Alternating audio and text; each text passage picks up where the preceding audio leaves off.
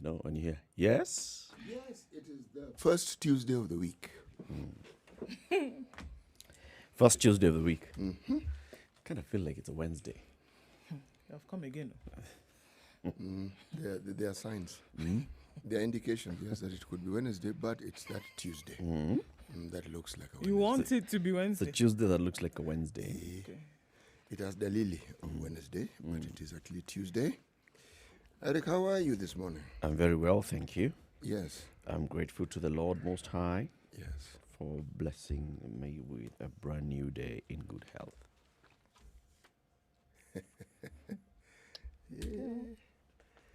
Well, you've pontificated very religiously this morning. It is good. Actually, Dadandu, hujambo, sister. Jambo mingi? Excellent. toa excellent. ushuhuda. Yes. I have no idea what that is. Na si lazima iwe ni mazungumzo, inaweza kuwa hata nyimbo. Unaweza imba pambio. Pambio moja. Good Lord. Yes. I don't know what's going on right now. Chorus. What's shuhuda? Testimony. Oh, Yes. I'm grateful Pambio. to be alive. Yes, and Testimony of like, not testing money, you know. no, actually, yes. Nigerian. It's not the Nigerian. No, thank you for clarifying it to our sister. It's not testimony. No money. It's not money. Ego. Shishi. Pepper. It's even called shishi Yes, now. Pepe. and pepe. The thing's sweet, too. Yeah. I be not sweet, city. All right, okay. Oh, It's sweet now. I be absolutely. money not sweet. Not lie. Well, if Money you say sweet. that, if It's you sweet, put it that way, it's sweet, it's sweet. even me, I understand exactly what you're saying. You've mentioned the money, and then you've mentioned sweet with an O. So that one I have comprehended. Not sweetie. Sweet, oh. Yes, money is sweet O. How you Pepe day? is sweet O. No, pepper not sweet, oh, but okay. They make food sweet, sure. So pepe is not money now. Okay, in Pepe this has sense, well, moved. now we have moved to food, Abby. Okay. Is Language. life not interesting? I'm telling you, language is so fun with all its trips and falls, you know? No, language is actually, it's actually the mode and manner of human communication. It's fascinating. What I always find fascinating is the non-verbal communication. That's what is truly fascinating. A look, a twitch of the nose, a twitch of the ear, the raising of an eyebrow, not eyebrows, okay? The pursing of the lips.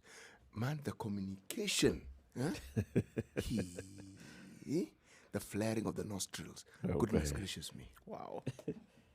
Whole conversation's been had right there. It's good. And the twitching of the ear. Yes, it twitches. People who have earlobes that twitch. I just had a mental picture and it's actually quite funny. Wait. You're exercising your mind unjustly this morning. Where has your mind gone to? I'm gonna leave that thing, I beg. Okay, bring it back.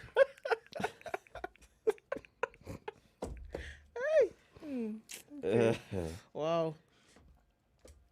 Okay. Welcome to the show on this beautiful Tuesday.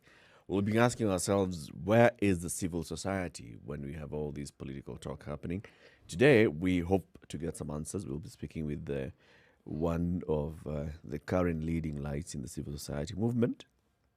Will be telling us what the civil society is doing in politics. Also, we have got to go back to Kenol and Muranga and look at the politics of the country again, because much as we have all other manner of rhetoric, we must remember that a 15-year-old and a 21-year-old died on Sunday, and they didn't have to. And they were not shot by police this time. They were killed by fellow citizens. One was stabbed from the back twice, and they died. And we've got to ask the question, so where, if we go by the story that's appearing in the nation today, that, you know, even Intelligence officers knew, police officers knew that this was being planned. The planning had started as early as Wednesday last week. So today we want to turn and ask the question on the security agencies. So what exactly do we pay you for if you cannot protect people's lives? That's a question. Mhm. Yep, and COVID-19, there's a lot that's happening. Plus, CS Magoha says parents are going to fork out some cash to meet the resource gaps. Hey, well, we have a lot to discuss, but let's start where we always begin. COVID-19 and the numbers and the new point of concern from the Ministry of Health. Sure. Well, let's go macro and to the rest of the world. 35,695,735 cases now recorded globally, with 1,045,920 deaths. 26,865,755 people are in recovery or have recovered from COVID-19 around the world. Okay, it continues to rise. We failed to mention that the numbers in the U.S. rose with, of course, President Trump and his wife, Melania, adding to these numbers. 7,679,644 COVID-19 cases in the U.S., with now 215,000 deaths. India now at 6.6 million, Brazil at 4.9 million, and Russia at 1.2 million. The numbers continue to rise. The Ministry of Health in Kenya, however, has warned that, or rather they're expressing concern as cases rise, and they're saying the cause of this rise in cases is due to recklessness. The authorities have warned against this carefree attitude as the number of new infections increase. 598 samples yesterday, and from those, 22 were positive. And so now that takes Kenya's numbers higher, of course. Total number of deaths in the country now stand at 735, 1,029 health workers positive now from COVID-19 in the country. 39,449 cases now in the country, and we looked at 22 new cases yesterday from a smaller sample size, of course. So now, we're also seeing the cases, for example, in Nakuru County. I mean, the Nakuru County government raising concern about the cases rising there. The people who are admitted who are requiring oxygen are increasing. People who need critical care are increasing. But it sounds like the voices coming from Afya House have basically just been muffled. Now we are talking about other things. We moved on. You health people, your time is gone. You had your window in March, April, May, June. Take a back seat. You know, I wouldn't blame the mandarins of Afya House. With COVID, no. It's baffling because just when you begin to imagine you have a handle on it or you understand it, something else happens that throws you off balance completely. And then remember, there's this small matter of planning and trying to determine which way forward with regards to health safety measures for the country. And then you suddenly find something called a test kit isn't available. There's certain things you can't do. Then, even with the little that you have, you find there's a delay somewhere. There's a minefield, and you see, you want to maintain a certain consistency in communication. It's becoming difficult. So now that you say you don't want to blame the mandarins at Afya House, whom do you want to blame for that? For the lack of that kit? No. It's not that I don't want to blame anyone. I'm merely saying that this is a conundrum. You know, yesterday we were talking about the reporting, the accuracy of it, the effectiveness of it. And I was reading the Daily Telegraph, the UK Daily Telegraph, and I came across a very interesting story in yesterday's Telegraph. They have a problem that is very similar to ours. they can't trace 15,000 people. Follow the face of the earth. Well, put it this way. They used an Excel sheet. And the Excel sheet has a limited number of rows and columns. So they ran out of the rows. Absolute nonsense. The tracking system has a problem. They somehow, so you wonder, so this tracking system, what did you load it on? Seriously, it was an Excel sheet. Yes. And they ran out of space on an Excel sheet. So 15,000 people were unaccounted for. Well, yeah, let's say there's a problem. And then, no. I want you to understand the nightmarish proportions of it, because now if you're tracking, because someone who's related to these people has tested positive, can you imagine the nightmare proportions that presents? They shouldn't even have said it, you know? They shouldn't have put that information out there about the Excel sheet. Because, I mean... In the spirit of openness. Oh, okay. Oh, that's it. Transparency and accountability. Sure. And what have you. Yes, and then you suddenly realize that even the figures that you get on a daily basis, tricky. Sana. Yes, it's that's the perspective I'm bringing to where I am not saying that they couldn't have done better. I'm not saying that Afia House have done a sterling job. No, Afia House have been caught between, this is not the proverbial, this is the literal rock and hard place. Yes. They've said things, now here we are. What? Oh, yeah. But the thing is, COVID is still a big reality, especially to those people who are getting COVID. They are symptomatic. They need urgent medical attention. That is a big reality. It is a big reality. If you look at, say, a country like Peru, which unfortunately keeps leading the world in the highest number of COVID-related deaths, it can't be pleasant. It can't be pleasant. They're only now beginning to open up their airspace, and even then it's limited. And the reason why they're opening it up, because there are very many citizens who had gone to other countries that are around them. Now they'd like some of the citizens maybe to come back. It's an opportunity. But can you imagine if you lived in that country? Forget infections, deaths. Yeah. Yep. Those deaths are many. You know, the story of COVID, it keeps unfolding. And it's not one of these that unfolds with a lot of hope. It's like an unfolding horror story. Just when you think something, well, there's some good news with relation to vaccines, something else happens that makes you sit back, rethink, shudder, wonder. Yeah. Yes.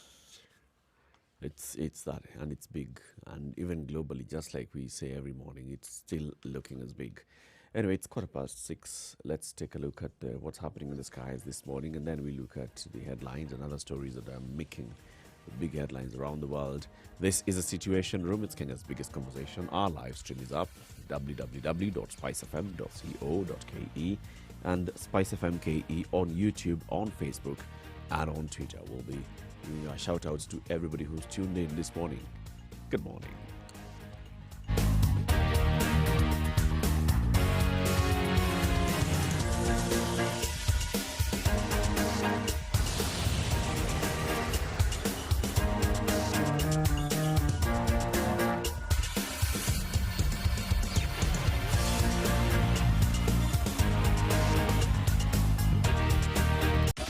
.24/7 around the world, non-stop. This is Spice FM. When it comes to bridging the information gap to help strengthen the agricultural sector in our country, you can always rely on Farm Kenya to be the glue holding everything together. And now, courtesy of the partnership with Farmster, things couldn't be better. Introducing Farm Kenya platform, and it goes like this. Our SMS service will help farmers upload and publish their products without smartphones, while the Farm Kenya app will allow buyers locate, purchase from, and engage the farmers directly. So if you're a farmer, send a free SMS to 40446 and connect with buyers free for life. That's 40446. If you're a buyer looking for local produce, download the Farm Kenya app from Google Play Store or the Apple Store for free. Remember, ukulima sio shamba pekee. Ukulima ni digital. Ukulima ni Farm Kenya platform. Kuimarisha Kenya ni jukumu la Farm Kenya. to you by Farm Kenya and Farmstar, working to secure your growth. Classic soul, R&B, smooth jazz, neo soul, and nostalgic ballads. Make some noise. Yeah. You're listening to Spice FM.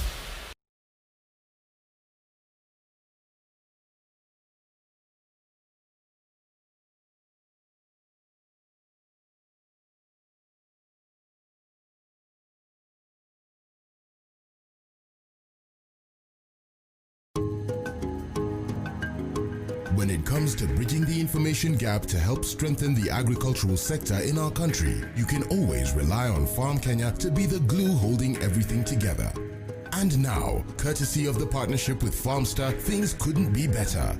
Introducing Farm Kenya platform, and it goes like this. Our SMS service will help farmers upload and publish their products without smartphones, while the Farm Kenya app will allow buyers locate, purchase from, and engage the farmers directly.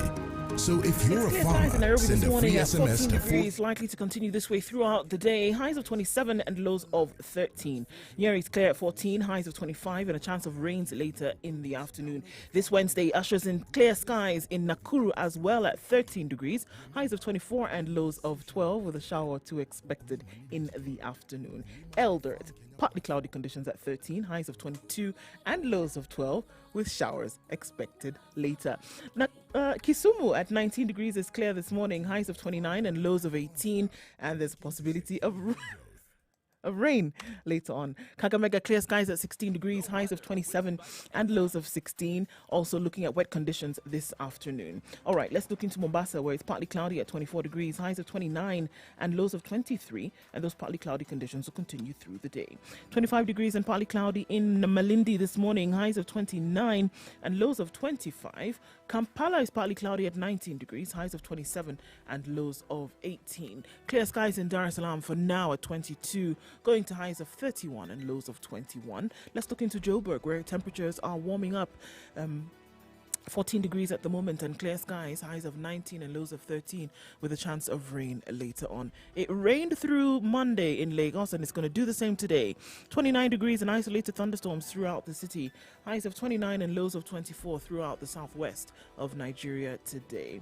And in Beijing, getting into Tuesday afternoon, mostly sunny conditions at 17 degrees, highs of 21 and lows of 9.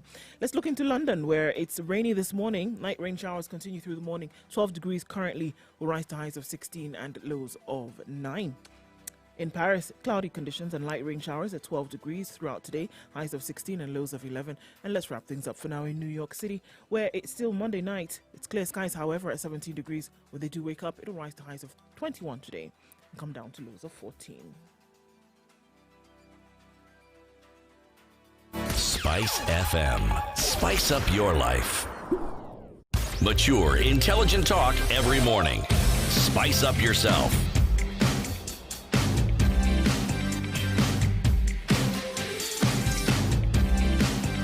Mornings done right.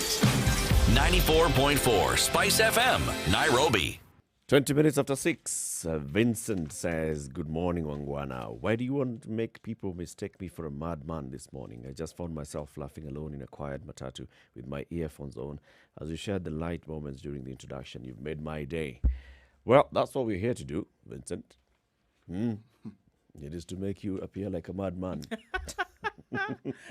Job done. We can tick that. That tick. Duncan Lidodo in Kitale, you say you're well represented. Yes, well represented in Kitale. Good morning, team. Tuned in from Kisumu. That's Joseph Hightowers. Away. Now, this other name. Faito Mushaolin. Keep going on. Hey. Sounds all very crouching. Where? Haito Mushaolin. Moya Kirinyaga is tuned in. And Kisii is also well represented. Pauline Mogaka, Charles Karakacha, Nikondani Kaimosi, and Bedi Arsley, Macha, well represented. Everybody, good morning and welcome to today's show. Siti Muga is right here, and today he has a brand new proverb. And this brand new proverb today, Well, is it about yes. animals? Is Yes, it about has to do human with beings? Animals. Yes, yes. He who, or is it? Ah, Uh-huh. he. A monkey that eats grass instead of banana is a goat.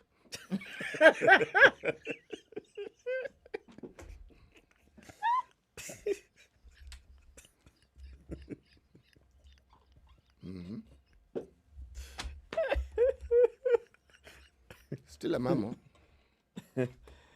A monkey that eats grass instead of banana is a goat. Buzi wewe. Or is it Tumbiri Wambuzi? I was waiting for some serious landing. Okay. As opposed to saying goats eat grass. It's okay.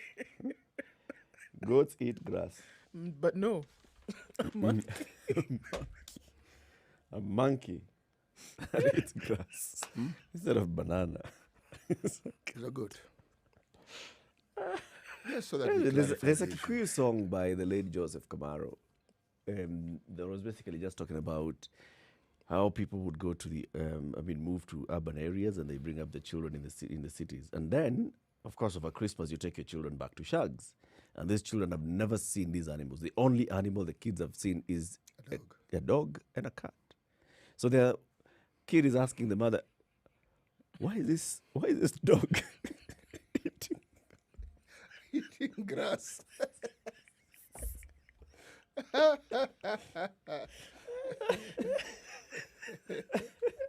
Why is this dog eating sweet potato vines?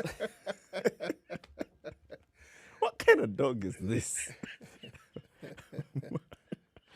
Do the parents get the message? Completely. Oh my good Lord. Clearly, this urban life of yours, Hey. surely. It has serious limitations. Completely. All right, so let's look at the headlines. Speaking of teaching and putting feet in mouths, government wants parents to foot COVID bills in schools. Talking about putting your foot in it. Parents are in for a rude shock when schools reopen. Training manual seen by the Standard shows that both parents and teachers will be roped in to bridge resource gaps. Parents may have to dig deeper into their pockets to support government efforts to make schools safe for learners in the wake to the pandemic. So shall we go into the details? Let's. It is now emerging that the government may not have adequate funds to implement the COVID-19 protocols of social distancing, wearing of masks, hand washing, and sanitizing. The responsibility of buying masks has been left to parents after the government indicated that it may require 1 billion shillings to provide 2 pieces of the same per child. Some 1.9 billion shillings has also been allocated towards purchase of 622,257 desks for public primary and secondary schools. However, these will only cover 5,254 secondary and 5,136 primary schools. The primary schools will each receive 70 desks, while secondary schools will get 50 lockers and chairs. Most schools may not benefit from the initiative, and this will call for proper resource mobilization. It's an interesting phrase. Within the institution's community to plug the gaps. A new tool to train the school community on how to raise money to plug the huge deficit reveals that parents and teachers may shoulder the burden. According to the Ministry of Education Training Manual, in an effort to adhere to the Ministry of Health guidelines to prevent the spread of the virus, including social distancing, wearing of masks, hand washing, sanitizing, among others, the current institutional resources will be overstretched. Okay, I'm torn here. I'm torn between asking. I mean, what's different from what has been happening all along, and the other bit of asking myself whether the government here ought to have done better. But I'm torn. So the current desks that are in schools, have parents contributed for those desks that are in schools currently? No. The uniform that the child wears to school, have parents contributed? Yes. So a face mask, part of the clothing. Parents buying. No big deal. Mm. You know that the logic behind it is sound. If there was no COVID, it would truly and honestly be sound. What we are not discussing and what we are in reality alluding to is that with COVID, the ability of the parents to even meet the basics of sending the children back to school is completely in doubt. So if you then throw in an additional cost, it's not a protective device, it's a cost. You throw in that cost, then suddenly you are perhaps not loading, you are overloading the parents. Yeah. The parents now have to deal with something that they had not planned to deal with. Yes. Neither had the government. The government in this instance, since we're talking about parenthood, is the big parent. Yes. And this is not a parent who is just disabled because of COVID. This is a parent who is often enabled by the rest of the citizens it oversees to ensure it carries out these duties. Now, we've said this before in this same studio, and we're saying it now. The problem appears to be having a government that doesn't feel or think or behave as though it's their responsibility to fulfill all the promises it makes to its citizens.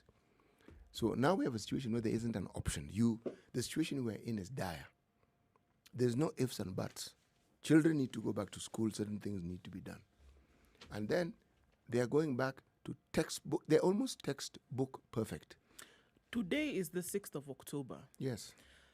2 weeks ago, there was the there was the thought, right? Because it was not cast in stone. It did not come directly from the ministry that this is exactly what is going to happen before anything was shut down by the announcement that was made by the president. But from quarters that, everybody spoke to here and there, the notion was that we are ready to go back to school. No problem. Everything is in order. Now, when things are shut down and you're asked to go back to the drawing board and certain trainings are being undertaken, then that's when you hear these things that are coming out. Actually, you know what? We don't have enough money. We are not ready. So how was it going to be if the president had come ahead and announced and said, okay, go back to school tomorrow? No, we're ready. Still not ready. Currently, as we speak, there's a training that's going on. And according to the Basic Education Principal Secretary, it's expected by the end of this particular training, all institutional managers will gain knowledge, so they don't have it, but they were ready 2 weeks ago, on how to effectively play their role in providing strategic direction, establishing and maintaining policies, as well as providing resources so as to prevent and respond to COVID-19. The training is going on now. 2 weeks ago, they were ready. The trainings will include lectures, discussions, observing social distance, of course, demonstration, question and answer, think, pair and share, and brainstorming and case scenarios. Kipsang said, and I quote, "The reopening of institutions within the context of COVID-19 requires adequate preparations by the education sector, line ministries and county governments, in close collaboration with the Ministry of Health." 2 weeks ago, they were ready. But I guess not so much anymore. The reality here is that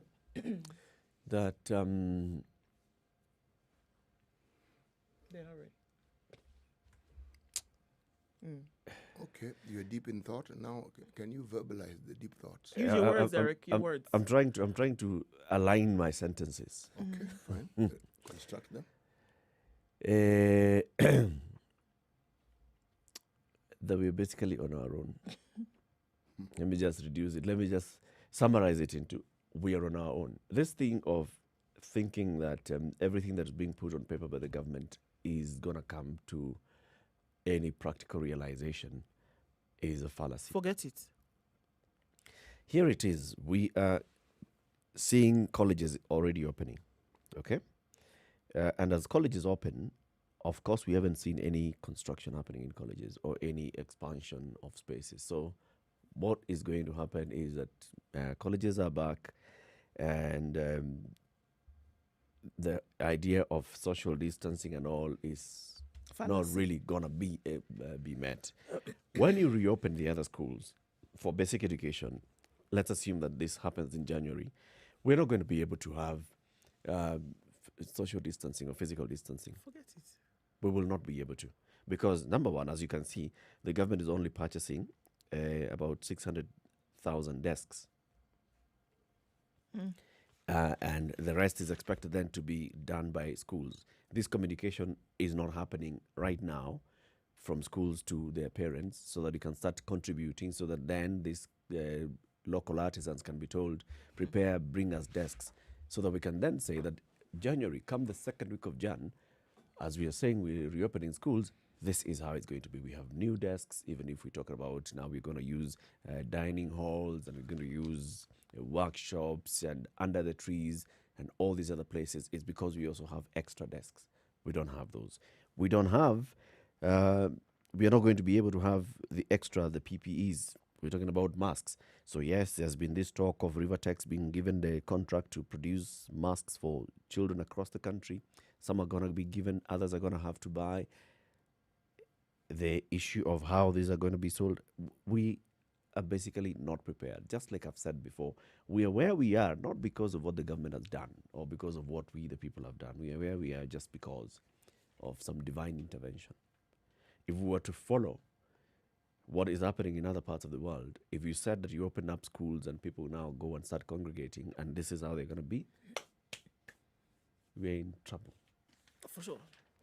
This is the thing, and it's easy to say, but what was the proverb yesterday? It's easy to say things, but then when deeds speak, words are nothing. Words are nothing, right? So in this case, it's the words that are the star of the show. Hey, it's just the words that are the star of the show here, and nothing is really happening. So I can understand that when you say then that essentially you're on your own here. You're going to have to figure it out for yourself. When the announcement is eventually made, parents are going to have to realize that you're going to call on more than just a deeper pocket. No, the truth of the matter is people will not afford to do this. You will not be able to call in parents and tell them now when you're opening, there's extra X amount of shillings for development, and development here is buying extra desks. And then you expect that those parents are going to be able to. So it's not going to happen. So you'll just have schools reopening and things will be back to January 2020. How things were in Jan 2020 is how things are going to be in Jan 2021. Forget this. We should stop doing all this talk.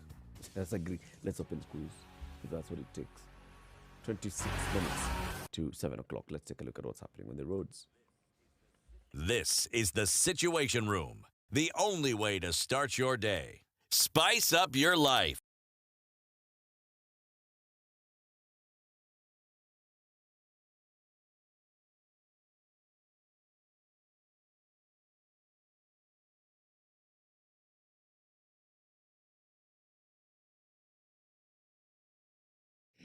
All right, let's look at it this morning. It's building up on Mombasa Road already. If you're in there, it's going to be some time before you get out. Moving very slowly all the way from the Way Bridge in Mlolongo. Today, you're going to get stuck right around the Gateway Mall and then moving towards the SGR and then out towards Cabanas. That's where the traffic is heightened levels. Mombasa Road, it looks like it's going to be interesting this Tuesday morning, and it's when everybody has woken up. Thika Road as well, trying to get into the CBD, moving slowly, but it's moving all the same. It's starting to jam up on Kiambu Road. If you're in that area, you can see what it looks like. It's going to take some time also to then join the super highway and then get into the CBD. Okay, looking at other parts of the city for now, not too bad. It's still flowing quite well at the moment.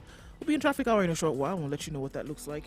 If you get stuck somewhere, do let us know. 40127 is how you can text us or tweet us on Spice FM. Okay.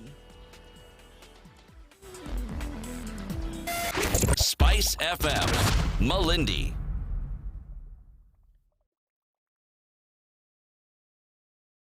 Sugar and spice and everything nice. Everything nice. Spice everything. Spice up your life. Mature, intelligent talk every morning. Spice up yourself.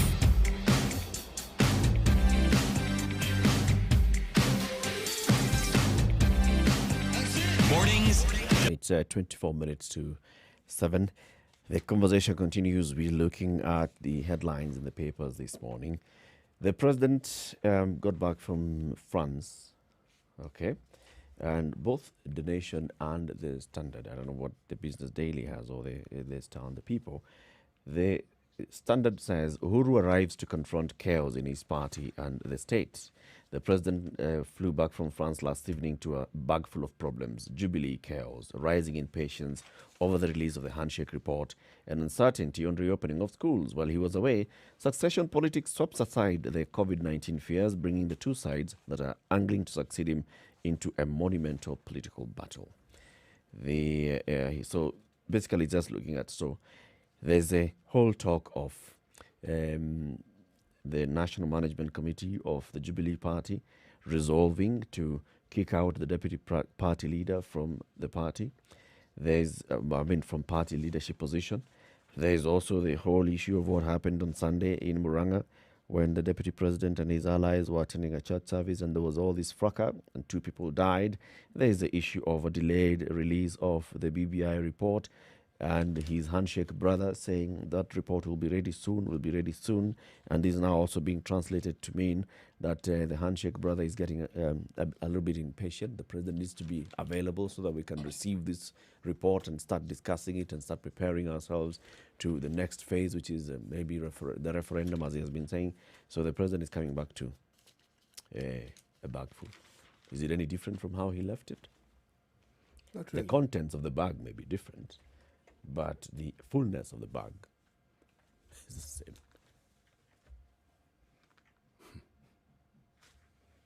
You know, when we talk about cultures, and we simplify it by saying it's simply a way of life,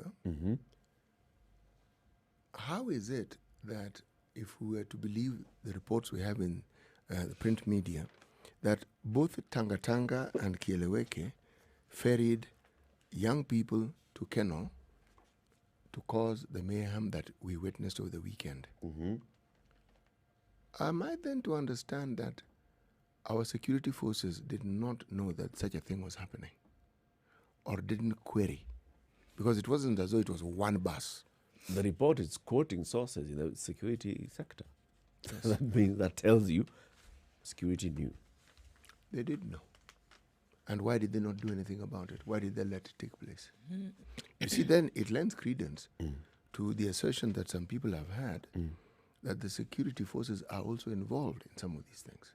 Even if it's just part of it or individuals within the security forces. Yeah. But unfortunately, the entire sector is tarred with that same brush. Yep. You don't need everyone to do it. You just need a few people to do it. And that entire group of people then becomes the focus of attention.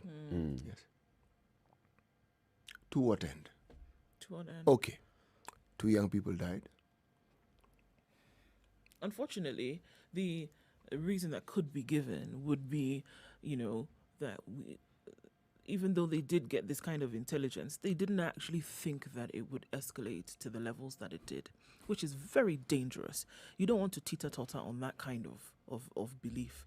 The fact that you hear something like this would happen, you can't assume that it won't go south. You can't assume that everything will be peaceful. You can't. The assumption would be that things would go south, and so you should actually be in that area to do something about it. Or at least let people feel that your presence is there, and things would not have escalated in the manner in which they did. See, my mind goes back to an incident when a certain Mheshimiwa was being looked for by police. And among the people who were found at his residence were security officers who are stationed with the presidential police unit, meaning people whose function is to safeguard or ensure the safety of the presidency. Right. Okay? Now, there were reports that some people got demoted, whatever the story was behind it. But you then have to ask, so one assumes that the police force in its entirety do the same thing. But it is clear that others adhere to instructions from one quarter, another adhere to instructions from a different quarter. Now, if there's even the slightest indication that our security forces are not one cohesive unit, then is our security really one cohesive unit? No.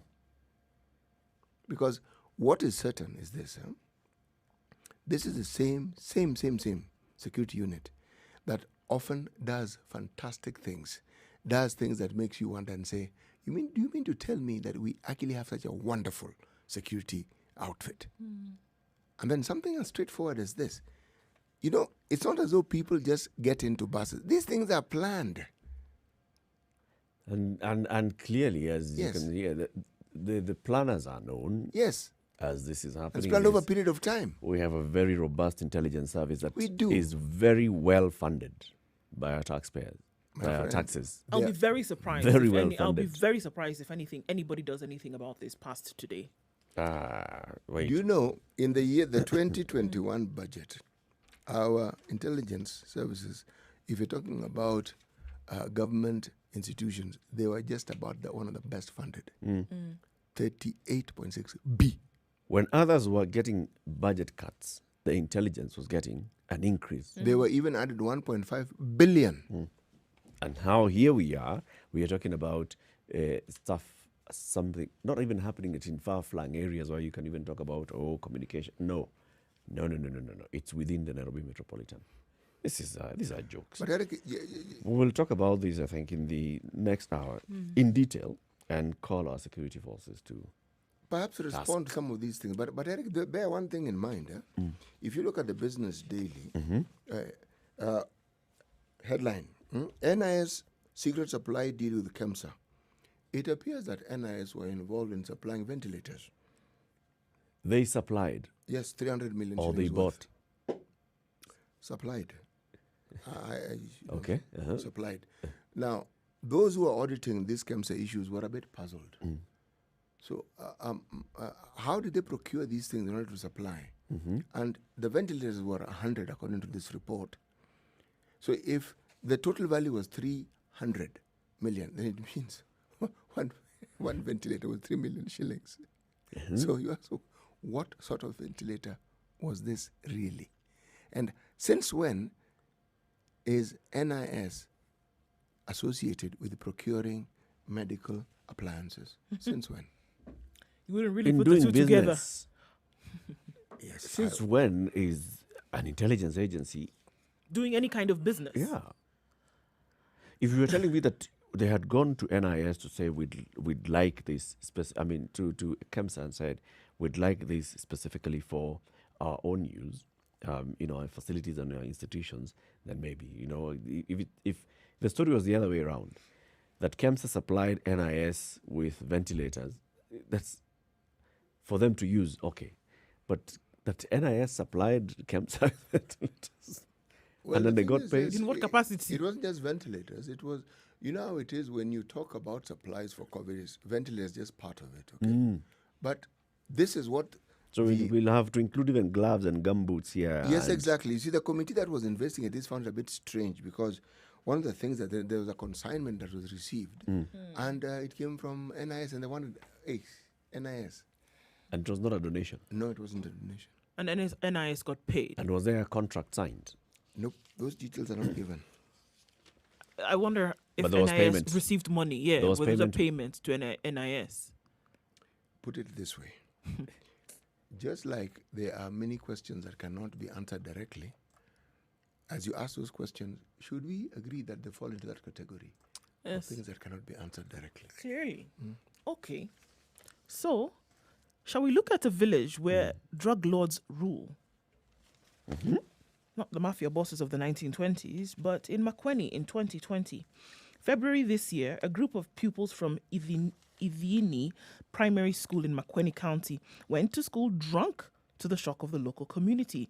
Joel Mwangela, the head teacher, blamed parents who allow their children to be involved in brewing illicit liquor and selling marijuana. The school is situated in the hilly region bordering Mboni and Kaiti.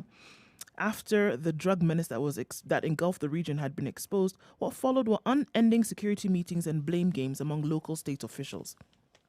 nothing was done to remedy the situation. Now, murder, arson attacks, and general lawlessness reign over the expansive region, which includes Ngai sublocation, Kidhungo, Mboni, and the villages of Mutula and Uthenkeni in Kaiti sub-county, as drug cartels fight for territorial control.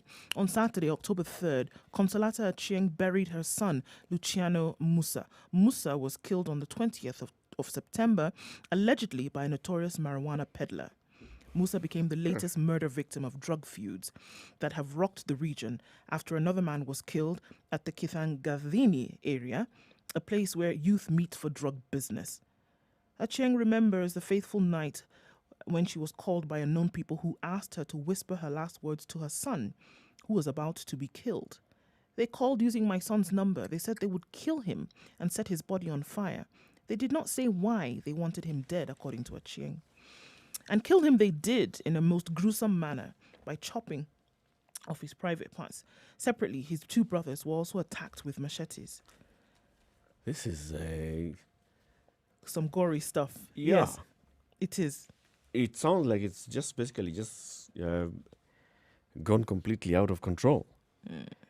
Because the Kaiti Assistant County Commissioner, Jane Thiga, is also being quoted in this story, and she says the influx of illicit liquor is due to the lack of a market for sugarcane in the area.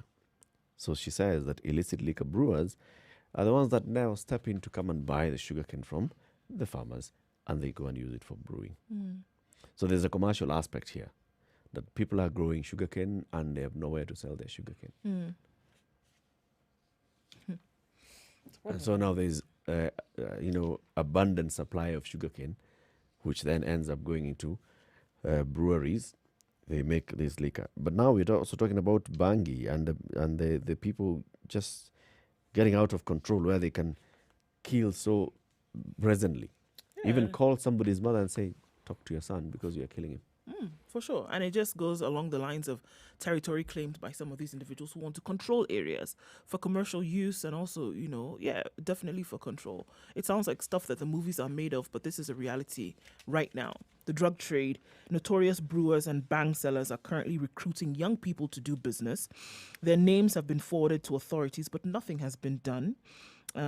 So she says, according to this same Jane Thiga, she blames the flow to the lack of, like you said, to this sugarcane lack in the area, but still that nothing has been done about it. Nothing can, quote unquote, be done about it. There's a It's local a story priest. that's being told. There's a local priest called Father Dominic Mutinda of the Mukuyuni Catholic Church, who is actually blaming this on police. He says police have given the youth space to sell bang.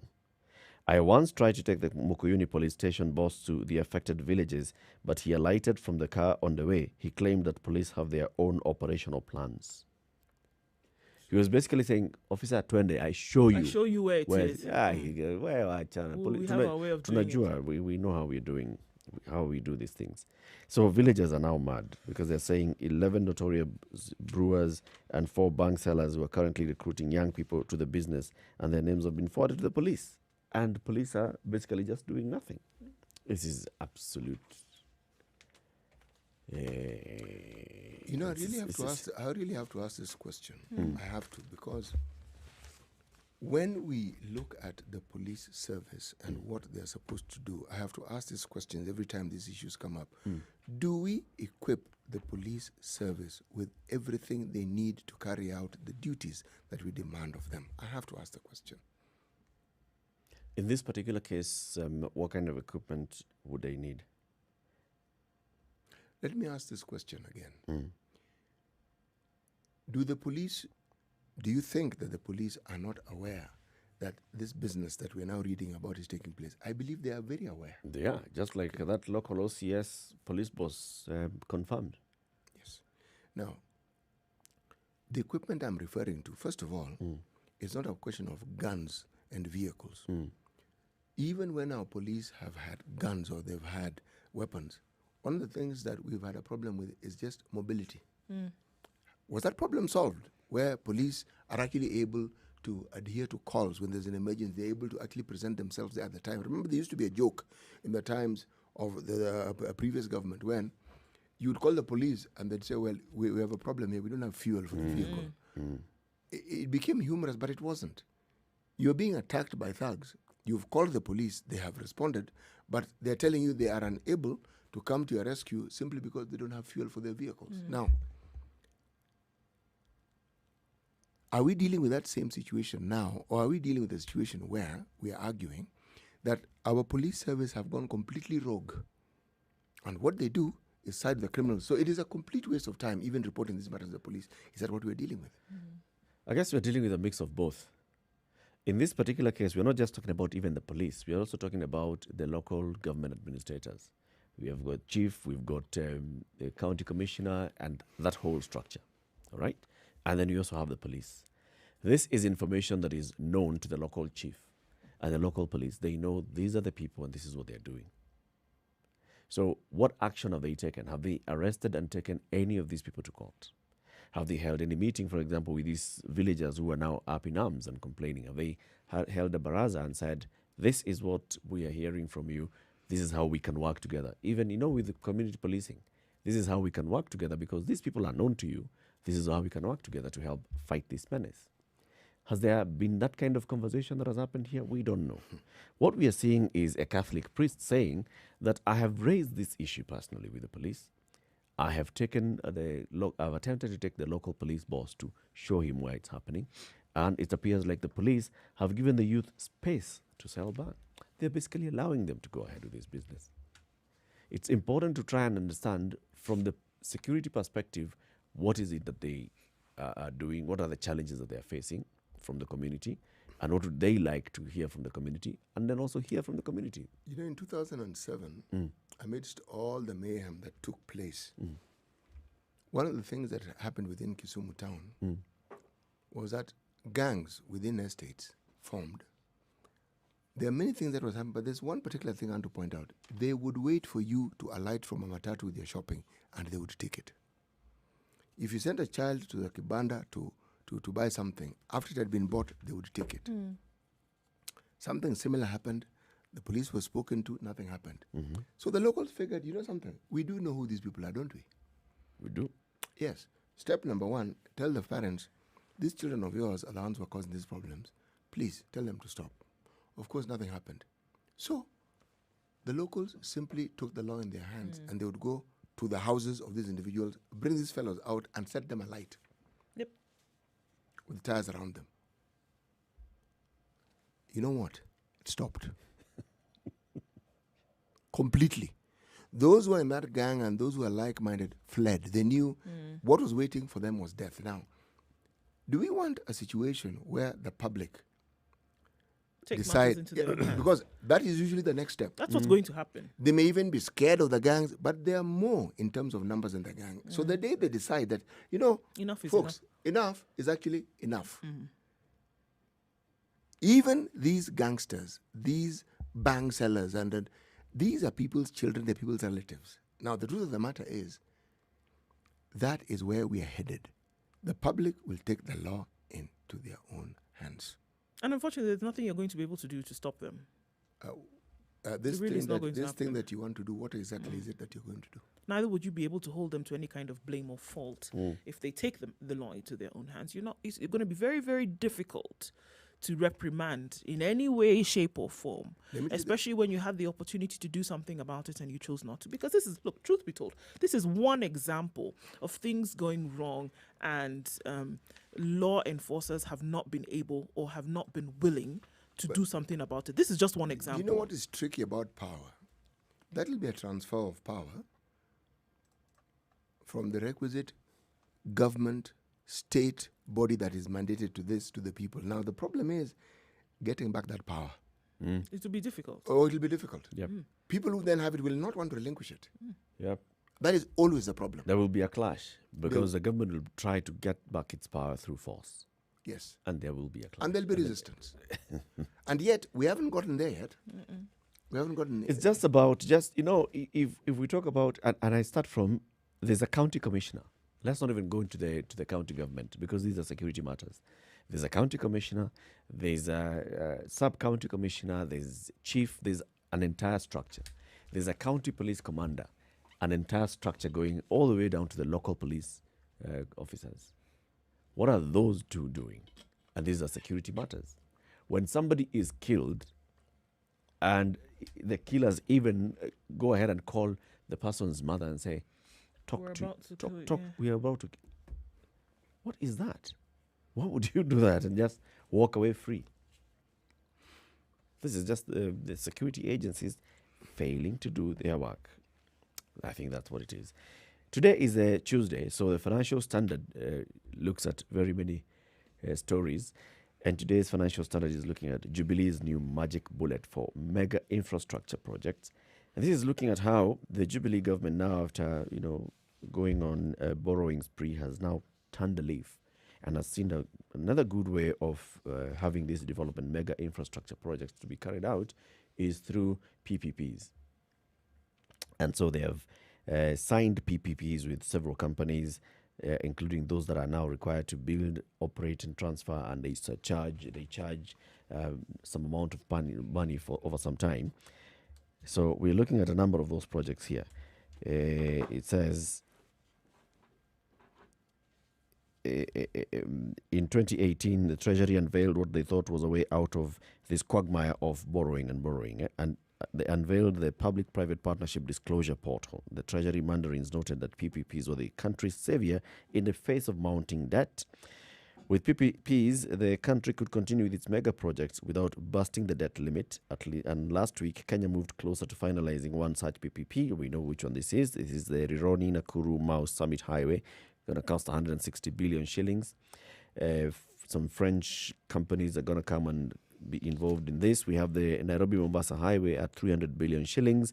The Nairobi Expressway project that's currently now it's already underway, 62 billion shillings. 10,000 kilometer road annuity, 260 billion shillings. There is the Mombasa Petroleum Trading Hub. There's a second Nyeri Bridge project. All these are PPPs that now the government has decided, okay, instead of borrowing, there's another way to go. Let's join hands. Okay. Question is still, with the kind of deals that we're entering these PPPs, what is it that the government is committing? There have been questions, for example, that have been asked. So is there a commitment that if you do not raise X amount of money on the road between JKIA and Westlands, then the government pays the rest? Is there a commitment, for example, that says that you cannot implement any other project that would appear to compete with a project that is this road? That means that you cannot now do another elevated road, for example, that goes towards Thika Road if it's going to take traffic from This one, yes. this one to Because Westlands. there's a commercial aspect that Yep, they're and there's a waiting for commitment from that this. you've And there's a already made. commitment that you're going to hand over such a certain amount of money over a certain period of time. So you can't. If You're we- locked in. If we didn't have the history that we have, you might actually laud this and say this is pleasant. But because of our history, you look and you wonder, so we are actually getting into more debts, which we obviously cannot afford. How is this useful? That is not really clear. Anyway, this and more we'll be discussing in coming days and trying to understand it and watch it as it unravels. Coming to the top of the hour, this is Kenya's biggest conversation, The Situation Room, also broadcasting on Spice FM KE, on YouTube, Facebook, and Twitter, and www.spicefm.co.ke. We'll be live on KTN Home in the next hour. Good morning. It's now 7 o'clock.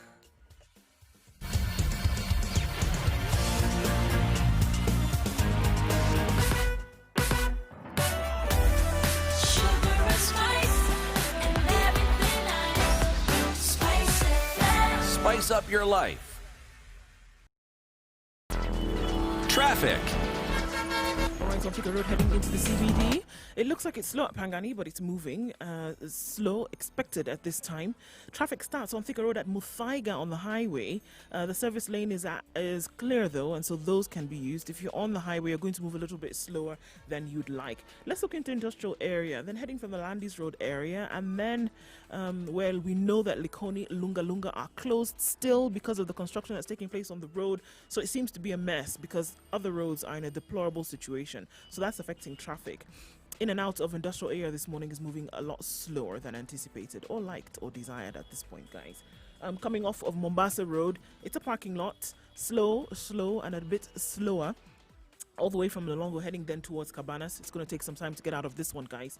So you need some patience if you had not planned to get out any earlier. All right, into the CBD from other parts of the city.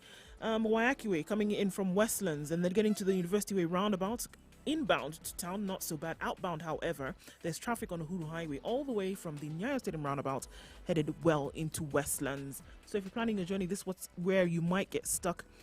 The outer bypasses of Eastern and Southern are open. You can use those as a longer route to get in and out of the city, but one that doesn't get you clogged up in traffic. Okay, text us 40127 or tweet us SpiceFMKE.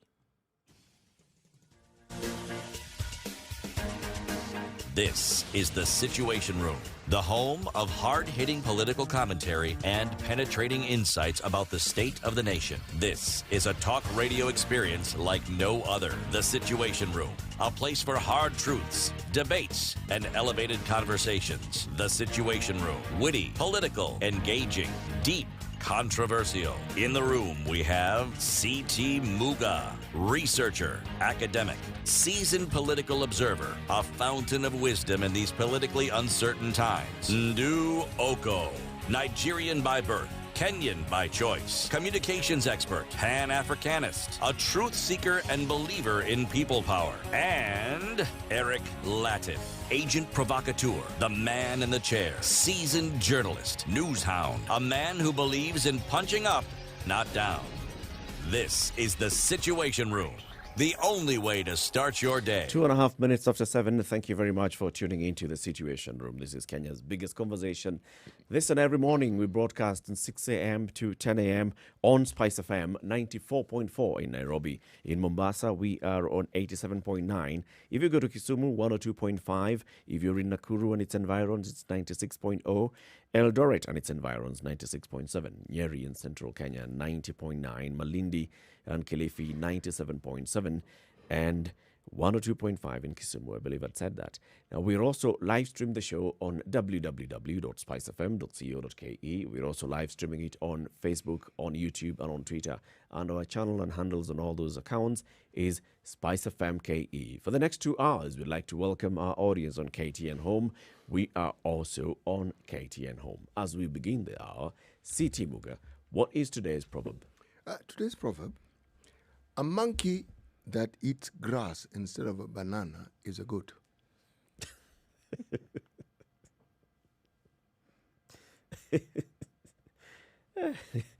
A monkey that eats a banana. No. Monkey that eats grass instead of banana is a goat. Exactly, a goat. Okay. Well, just to be clear, there are those who might think the monkey was a vegetarian. No. Goat. It's actually a goat. It's goat. Goat. Okay. All right. And does the monkey know that? That it's a goat? That it's a goat. Oh. Well, look at it this way. It's like asking, when you find livestock in town and you find them eating plastic, do they know they're eating plastic? Do they know they're not supposed to be in town? Mm. Oh, okay. I mean, They know. These are questions you want to ask. Yeah. Yes. So, they are even aware there's traffic.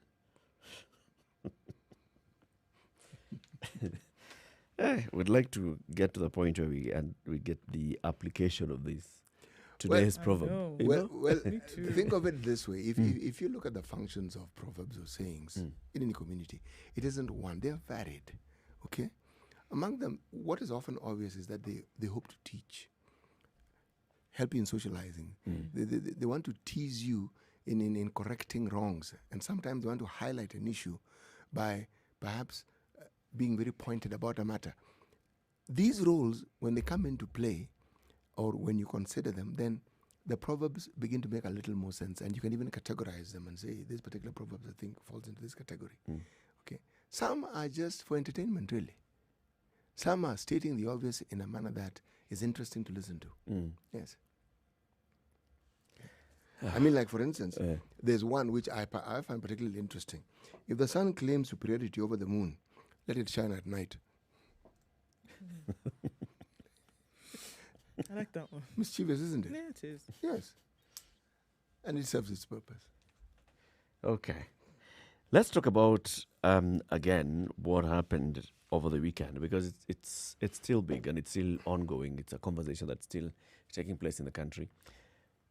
Two people died at Kennel in Muranga on Sunday, and this is because of political skirmishes with two groups that were trying to fight over the deputy president attending a meeting in Muranga.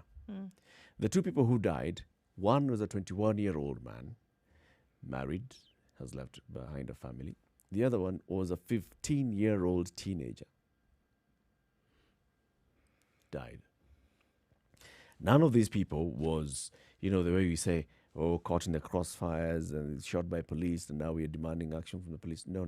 These were basically just killed by people who are unknown, suffered stab wounds, and they died. We're talking about a 15-year-old child, because this is a child, who, according to his family, was going about his chores. Then he heard from friends that this is happening and that there was going to be some politicians who were coming around, and of course they were going to be giving out some little cash here and there. And the young man just thinking, well, if it's just here and I can go and have a look and maybe end up benefiting one way or the other. Young man goes out there, young man dies. And when you now see what kind of reaction we saw, immediately we saw the Inspector General of Police asking the DCI to investigate this matter and to summon and record statements from two political leaders from Muranga County. And this is Dende Nyoro and Alice Wahome. We saw yesterday the two leaders saying they do not respond to summonses via social media. So they have not been summoned, so they have not gone to record any statement. We also saw, again, political leaders, other political leaders from Muranga County holding a media conference yesterday. This was attended by the governor of Muranga, Mwangi wa Iria, the senator, Irungu Kangata, the woman reps, Sabina Wanjiru Shege, other MPs from the area, apart from these two that we're talking about, the MCAs from the area led by the majority leader in the county assembly. And they all came together and they issued another strongly worded statement saying any other meeting that happens in Muranga, the MC is going to be Governor Wairia. Or in the absence of Governor Wairia, it's going to be the senator. In the absence of the senator, it's going to be the woman rep, or all of them combined. You see, they are still just holding strong and going about as if people did not die. Then we also look back at the security system. And yesterday when we were having this conversation, one of our callers from Kilifi County Justice, he said, perhaps it's about time we had somebody like Okio Mtata who is very litigious and he goes to court to seek, to push for rights. Went to court and said, we demand action from the security forces, or we demand answers from the security forces. Are you saying that security agencies in the country were unable to really protect these two people who died? Are you saying that the security agencies were not aware of what was happening in Muranga, even the planning of this? We are seeing a story today in the papers that says politicians ferried paid gangs to fight. And this is quoting security forces saying, they were aware meetings were happening as early as Wednesday last week. The hiring of matatus to ferry people from Nairobi, from areas near Thika, to go and have these skirmishes on Sunday. If intelligence knew, if security forces knew, then why did it happen? It's about time maybe that we start asking questions of our security agencies. Whenever we see this kind of political skirmishes, what we see is tough worded statements from the police bosses saying we demand that these people come and record statements. Or they're even arrested in the middle of the night and they are ferried kilometers, and then it happens that that goes to an end. It comes to an end. Nothing further happens. We have had issues in Marsabit, for example, for many years. And whenever there's an issue in Marsabit, what is it that we hear from police? MP so-and-so, so-and-so, so-and-so, come and record a statement. And that's the end of it. And this morning, I think we just need to shine a spotlight on our security agencies and intelligence services. If we are seeing this kind of rhetoric happening now, if we are seeing this kind of action happening and activity happening now, where are you? Are you unable to stop it before it happens? Are you watching and saying, let it happen and then we shall deal with it? In the meantime, people die. In the meantime, people get maimed. People's businesses are disrupted. Then what? Why do we have intelligence and security forces? Right, because that intelligence has got, I think about it, and the very use of intelligence is so that it can inform actions that you'll take in the future. If you have or you're privy to information that's coming your way, or likelihood of something happening in the future, then you can make a decision based on that, right? And you've seen things like this before. If you were to ask the average Kenyan, as some people actually went about and did yesterday, is that when you see these political meetings called, what is the first thing that comes to your mind? It was very interesting. They said that there's likely to be chaos. So if the common man, without any intelligence whatsoever, would have the feeling that things are likely to go south when you have a meeting of conflicting sides like this, or whatever, or clashes like this, when people are all called to come to one place, the likelihood of there being drama is actually very high. So now you can imagine those who have the intelligence then can infer that there might be something that would go wrong. So the next best step, in my opinion, and which makes sense, is for you to say that meetings of this kind then should not hold, should not take place. There must be another way that you can get your message across that doesn't invite any kind of violence, that doesn't then result in the loss of lives. So there you have this intelligence for a reason, and we should actually get to a place where it's being used to protect the people of the country.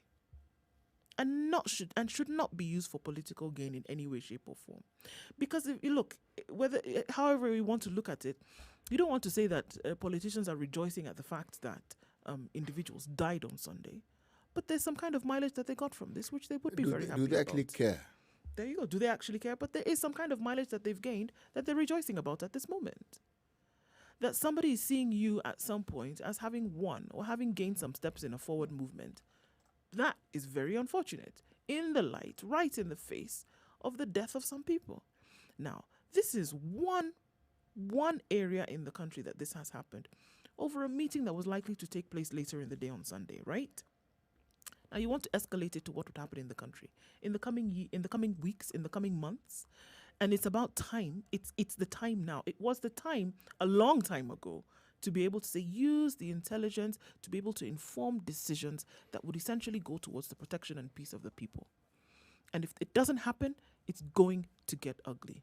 Call me the forbinger of doom, but it is going to happen. You know, it was a Sunday meeting. Now, Sunday for many people in this country is known as the day when people actually go to church. It is the last day you would actually think a problem like this would arise, wouldn't you? You can actually nod. Yes, okay. Yes. You would assume. Yes. You'd assume. But then,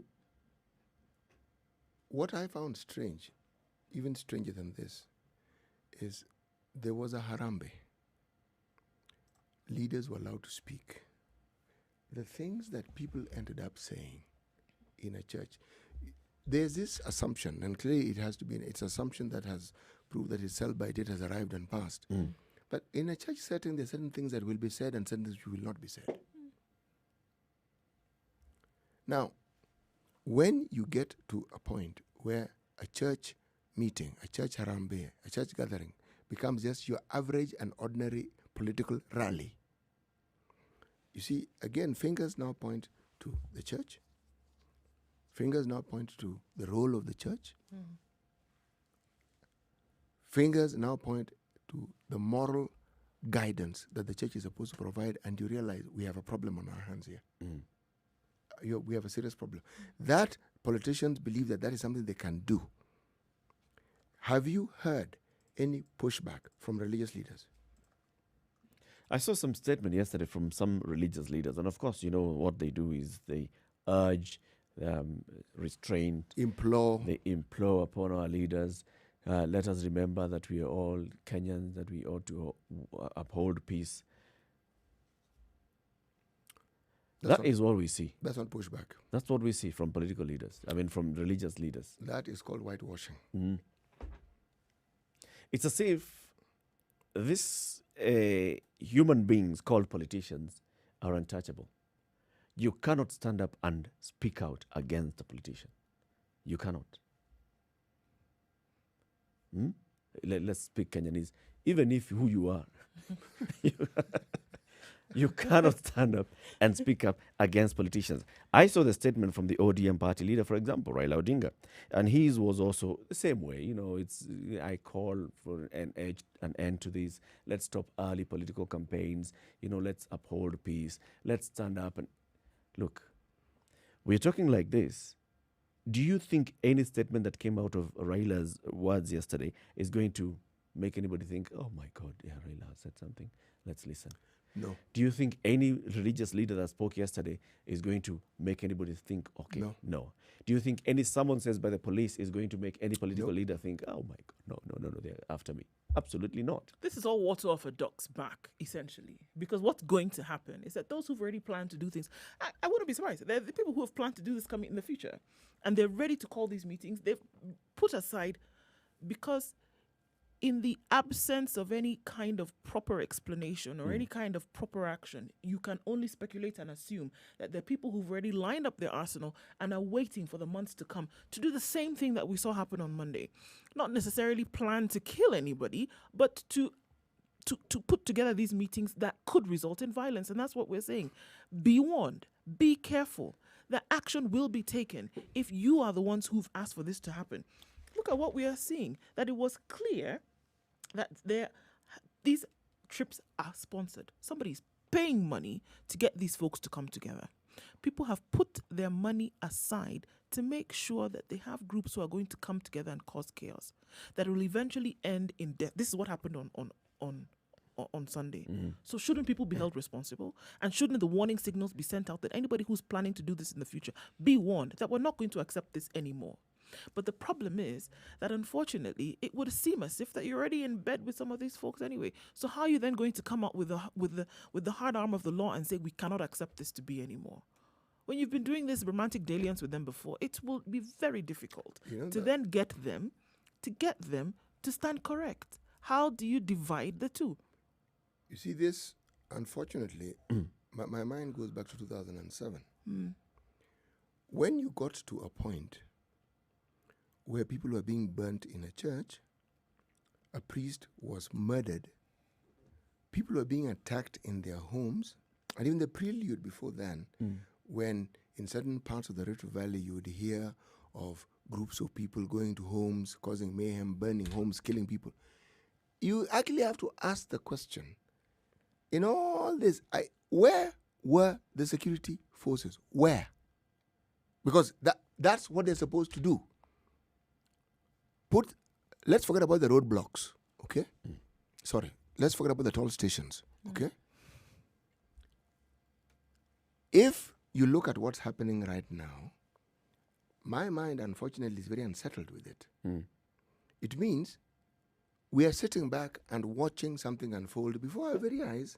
Yep. And we've even seen it happening before. And we are not doing what we ought to do and standing up against it forcibly and saying no.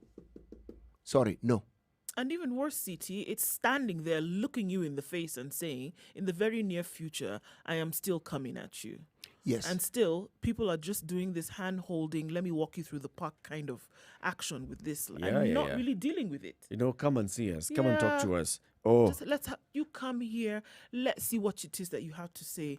And then maybe And you even explain to us waiting while I days serve you a after cup it of has tea. happened.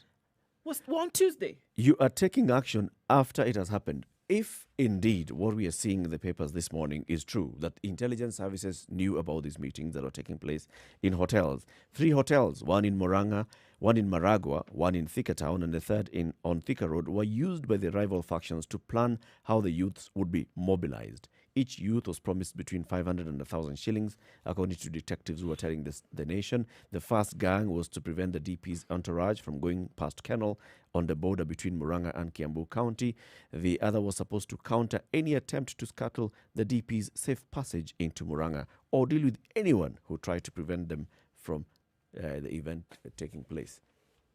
If indeed it is possible, and it is highly likely, that if this was planned, then intelligence was also aware of the planning. That if the police officers, because the police officers had been deployed there, there's a reason why police were at the scene on that day. It's because they had some information that there was likely to be skirmishes. Why didn't you stop it before it took place? Why didn't you stop before these people boarded these matatus? Why didn't you take action at that point? Why are you now asking political leaders to come and record statements after the fact? The fact is a 15-year-old boy is dead. And we are not going to bring back that 15-year-old boy. It doesn't matter whether Hillary Mutiambai stands and speaks and froths on the mouth. It doesn't matter. The boy is dead. That's it. If officers under Hillary Mutiambai knew that there was a likelihood of violence taking place, they should have acted well in advance and stopped it. And this is what we have to call out today. This is why we have security agencies. We've got to feel secure in our own country. We've had in the past situations when those who are aligned to the opposition of government at that time were stopped on many occasions from holding rallies. Stopped. Now, we know what happens when the security forces actually act and do what they're supposed to do. So, what is it that made them not do what they were supposed to do in this particular occasion? Yeah. You see, the problem with this violence, you see, what it does, it sets a prelude for more violence, not less. Because this isn't the end of meetings in Murang'a. This isn't the end of meetings in any part of the country. Now, the bar has been set. Oh, for sure. Look, I mean, what are we talking about? We entered into this political silly season a while ago, right? And these things have already started. Leave alone all these pundits who are talking about the fact that, campaigning hasn't really started. It started a while long time ago. Yes. right? And you're already applying the formula of now bringing in young people who then are going to be the perpetrators of violence, and then the blame will be shifted to them. But unfortunately, what we see on Sunday, there's already blood in the water. There's already blood in the water, and it's going to stain as far as you want it to, unless it's nipped in the bud and unless something is done about it. But it's already there, and it has already polluted the waters in which we are seeing, these political waters in which people are so quickly swimming into. And we're joking around with it. I'm telling you, if it's not done, today's Tuesday, by tomorrow, this story is dead. What we need It's to see finished now until is another action. one happens in the coming weekend. Yep, action. And in fact, we need to say we ought to hear nothing from these political leaders. So yesterday they were speaking. MP Ndende Nyoro and Alice Wahome were speaking on one side, and then the other ones, the governor, the woman rep, the senator, and the other MPs in Murang'a were also speaking. Yes, you could argue that they were saying we want to have peaceful meetings. We're going to have meetings, and these are we're going to conduct our meetings. But you know what? Every time they make a statement, they are drumming the war drums. Yeah. Every time they make a statement, it doesn't matter whether it is the governor or it is Ndende Nyoro and Alice Wahome. Whatever they are saying. Listen, for example, to what Ndende Nyoro said yesterday. I want to warn you. Let us fight among ourselves as human beings. But let us not take our political nonsense to churches. We must stop taking political gimmicks in barrios. Kama munataka maneno yote ya sarakazi ya siasa, tupatane huku kwa mahoteli na tusitumie watoto wa wengine.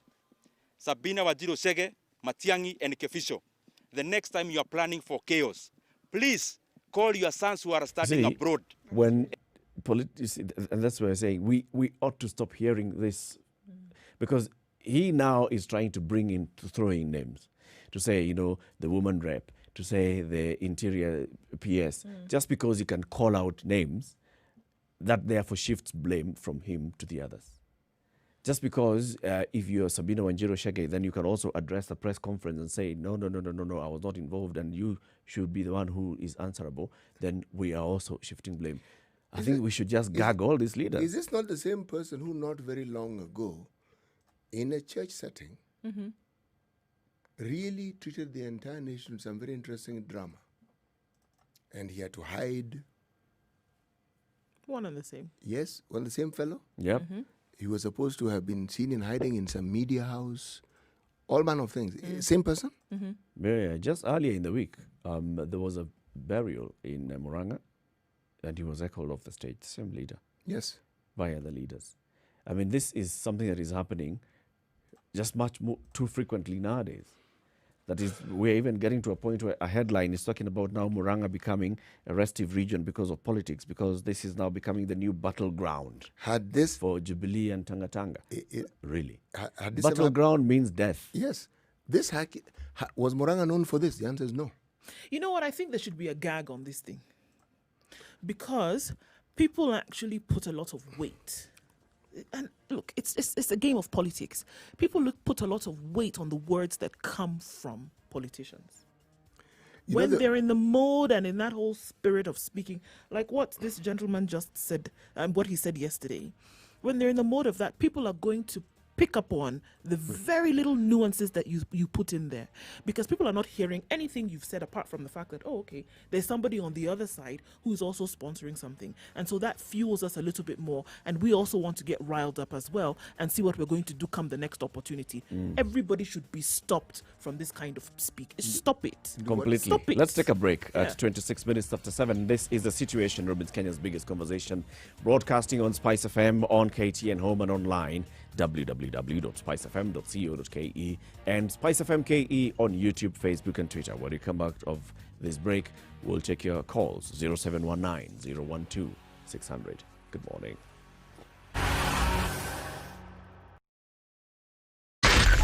Spice FM, Nakuru. This is the Situation Room, the only way to start your day. Spice up your life.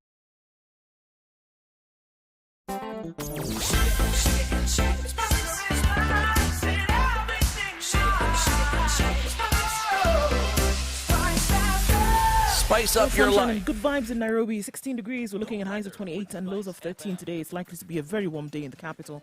16 degrees in Nyeri and sunny conditions this morning. However, that will change later with a chance of a sprinkle later with highs of 25 and lows of 13. Nakuru is sunny this morning at 14 degrees. Highs of 24 and lows of 13 with a chance of rain later on. Eldoret also will be wet this afternoon at 22. The high and lows of 12. Currently partly cloudy conditions at 14 degrees. All right, Kisumu is mostly sunny at 21, highs of 29 and lows of 19 with a chance of showers in the afternoon. Looks like those rains will go into Kakamega as well, highs of 26 and lows of 16. Mombasa is partly cloudy this morning at 25, highs of 29 and lows of 24, and Malindi follows suit with partly cloudy conditions at 26 and a rise to warm high of 29 degrees. Kampala is partly cloudy this morning at 19, going to highs of 27 and a chance of rains later on. And in Dar es Salaam, it's partly cloudy at 24. It'll be warm today in Dar, 32 the high and lows of 22. Let's take a look at Joburg, where it's mostly sunny at 13 degrees, drop just a tad, but then it'll go to highs of 19 today and cloudy conditions in the later part of the day. The rain continues to come down in Lagos, isolated thunderstorms at 29 degrees. That'll be the high for today, with lows of 24.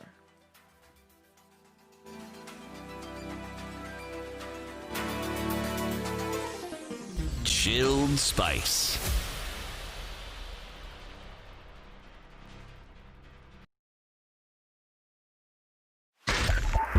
.5 Spice FM, Kisumu.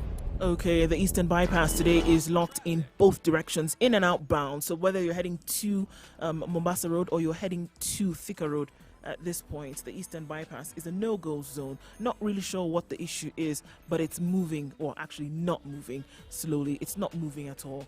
It's jam-packed there. All right, getting off of Mombasa Road and trying to get into the CBD as well. Looking a lot slower this morning. It is Tuesday and it seems that everything has woken up, guys. So if you're in that area, it's going to need some patience before you get out of that one. Uhuru Highway is clogged up all the way from the stadium, the roundabout, just finishing Nyayo Stadium and headed then towards Westlands. That's moving very slowly, but it's moving all the same. We're right in the middle of traffic hours. It's going to get a bit frustrating wherever you are at this point, except if you're coming off Thika Road where it's not too bad. Spice FM KE, that's how you can reach us on Twitter or text us 40127.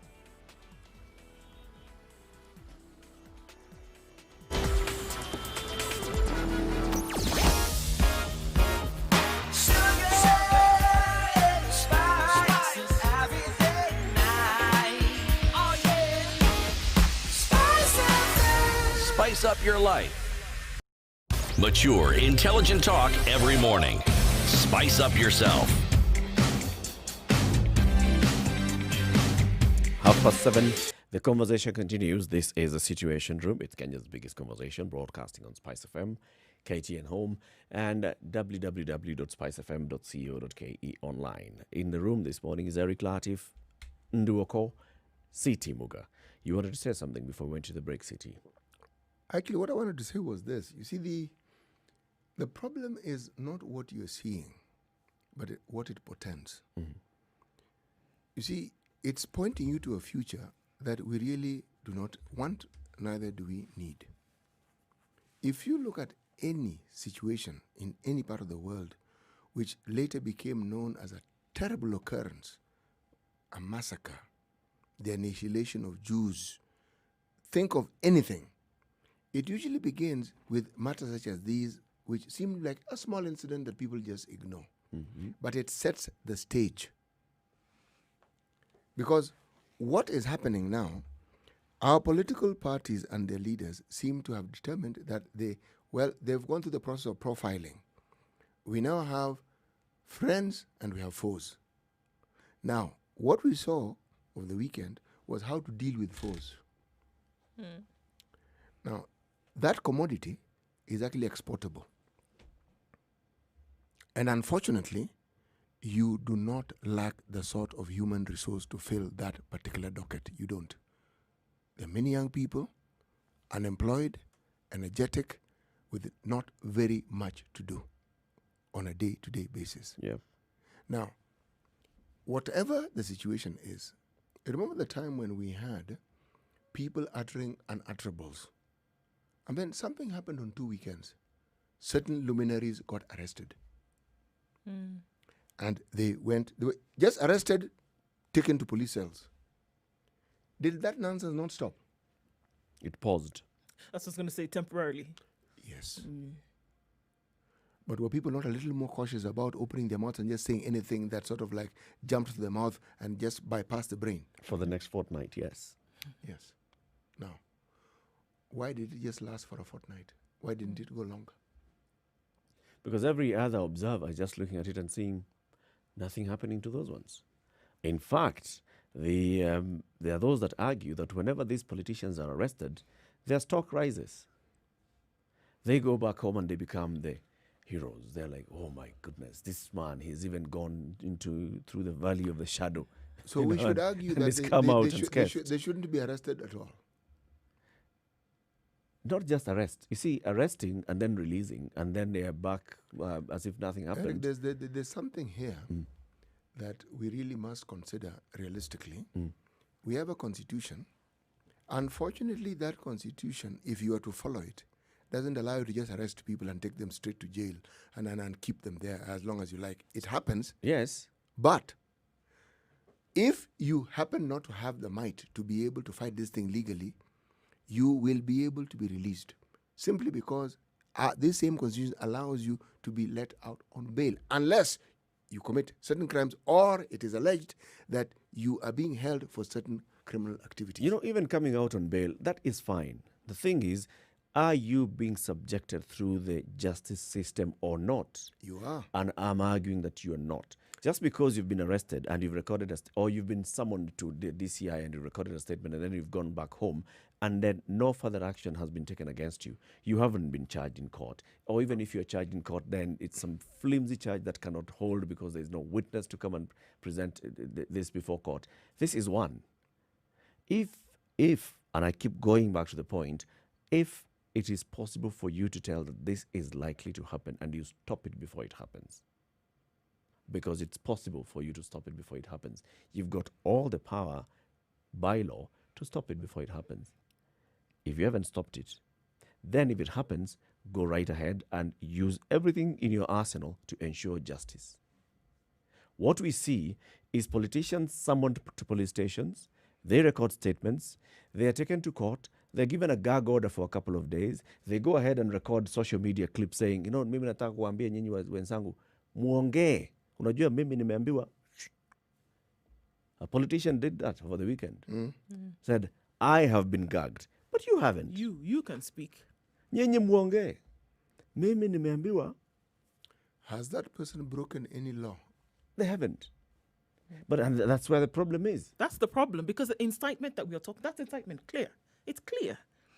You don't have the right to speak, but do you see the thing is, they realize the power that they have in speaking. They realize whatever messages, they're whatever politicians. of yes, course. for sure, whatever message they're going to put in the minds of somebody else. That's why I'm saying the people who have been arrested temporarily, charged, whatever in court, come out, it's a small sacrifice for them to pay. It really doesn't matter. Is it even a sacrifice? It's really? not a sacrifice. From where they look at it, Yeah. that means that they can go back and say It's and an do investment. absolutely say and do whatever they want to do in the future because they know that they will not be held to any kind of repercussion whatsoever. So how As it has been practiced up till now. And we even hear There them is nothing bragging. major that exactly. They'll even come out and it's like they have war wounds to show. You know Look me, at what I've been through arrested the many trenches. times. You Yeah. know that. You I've people been know. through the I've trenches. been mimi Nothing has nimelala. happened. fighting for your Tangani. cause? It's for you that I've been doing this. So let's not allow this to continue. And that is the attitude that's being put out there. So you're inciting people, you're riling them up. So in their minds, they know, come the next opportunity, this too we will fight. And again, I'm telling you, the people who are being put out there on the front lines have no idea what the fight is about. It's not their fight. But they're being used. And this kind of... Who knows who stabbed this 15-year-old boy? Who knows? Nobody knows. Who knows who killed the 21-year-old? Nobody knows. When there's mass action and mass violence like that, and people are trodden over and then people die, who knows who actually killed them? The person who did it, do you think that they had a personal vendetta against the person that they killed? Do they even No. know this boy? Do they even have know whom he was? absolutely no idea I have no who idea. that boy is. But because somebody gave you between 500 and 1,000 shillings and told you to show up, to fight for a cause that, truth be told, you're least interested in. What you're interested in is eating that day. But you're fighting on behalf of somebody else who wants to be put in a position whereby they are not going to influence or benefit your life for the better. Let's just call it as it is. It's not going to help you in any way. No benefit whatsoever. People are going to lose their lives. But you're still being used as the ones who are going to perpetrate this. And I'm telling you, like I said, the waters have been bloodied. It is going to get worse. And I am saying that there is something that can be done about it, but it's being pussyfooted about. It's nobody's really the people who have the power to do something about it are not doing anything about it. Plain as day. And I'm going to go back to the security agencies. Who? The Just security security agencies, you have the information, you We can have a do state- something about it. these are You state have agencies, man. State agencies with the power and machinery to do something about it, and you choose not to. Why? Because Actually, no. it's because it's politicians who would be By in the way, power that- tomorrow. actually- Because is it that politicians would be in No. power tomorrow who have some kind of influence over you? No, Take the it is- responsibility They actually did do something. after Which is what? the fact. Nothing. After the fact, questions are being asked that a 10-year-old child could ask. What happened? Then you're asking people to basically come for a tea party. Come and tell us what happened. Who are you kidding? Not the first time. Who are you kidding? When you see incidences of cattle rustling up north, what do you hear? Politicians have been summoned to record statements. When you see, again, I'll repeat, when you see issues happening in Marsabit, what do you hear? Politicians have been summoned to record statements. Same things happen in Mau. There's some skirmishes, politicians have been summoned to record statements. Now, we're even seeing it here. There's a political rally somewhere, something goes wrong, politicians have been summoned to record statements, to Tawashika, or you arrest them in the middle of the night, or whatever you do, and then that's it. Are you telling me that we do not have enough information, intelligence, to indicate who perpetrates cattle rustling? Are you telling me that it's not possible to arrest the people who perpetrate cattle rustling? Are you telling me it's not possible to forestall a cattle rustling raid to a village that ends up killing people? People die. The aftermath of it, you find an entire village is mourning because people died, because there were people who came and raided. And then when you hear this from the national political leaders, no, this is actually a political issue. When you see this cattle rustling, there's some link to politics.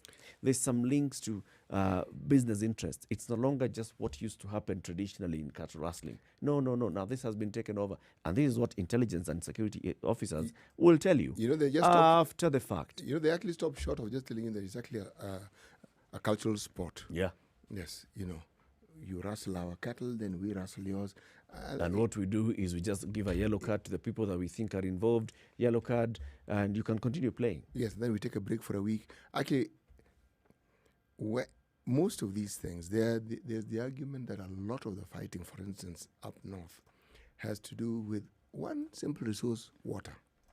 Okay? But as Eric correctly puts it, if you actually ask and talk to people who live in that area, they will even name names of people who instigate this. They make it a clan issue, and yet it actually isn't a clan issue. Isn't. So now we have skirmishes, and it's being called a political issue. Is it really a political issue? You know what I think it is actually, as I look at it a little bit more, and I say, you know what, this then serves as a test.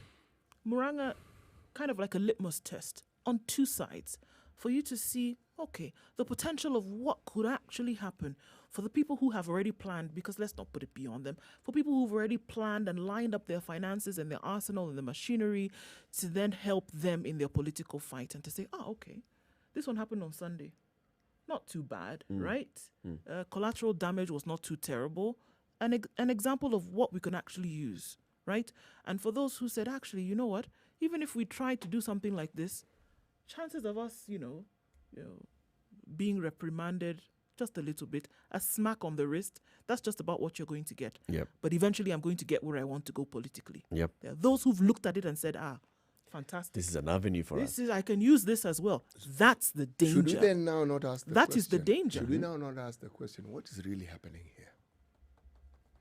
When you bring in the issue of it being a litmus test, trial run. Let's see what happens here. Yeah. So, what really do you think is actually happening on the national level? I think politicians get to a point where they focus so much on their game. We've got to accept that politicians are playing their game, and they have pushed the envelope so far that they decided that they want to create their own rules of how they want to play this game. Everything else be damned. When, for example, you see now those leaders who met in Muranga yesterday, and they declared that Muranga is our zone. If you want to come, an outsider wants to come, you must inform us that you want to come. If an outsider wants to come, I must be present, or you will not be able to visit this area. What exactly are you saying? That you have created rules and decided that this is my area, this is my zone, that you can only come to speak to me. It's the same nonsense that we saw when that other time when they were arguing about who should be the MC in a church service. Because I am the area MP, therefore I should be the MC. And you should seek permission and from me. you should seek permission before you even arrive here and talk to me. Who told you that? Who told you that Muranga is yours? Muranga does not belong to Mwangi Wairia or Sabina Wanjiro Shage or even Dende Nyoro and Alice Ohome. Muranga belongs to the people of Muranga and the country at large.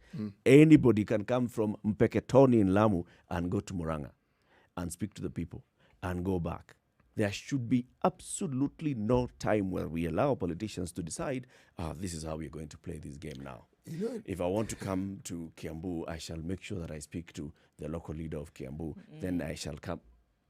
You don't have to. Who said? You almost get the impression that you need to book in advance an opportunity to seek permission to pass through Makutano on your way to Nyeri. Yes.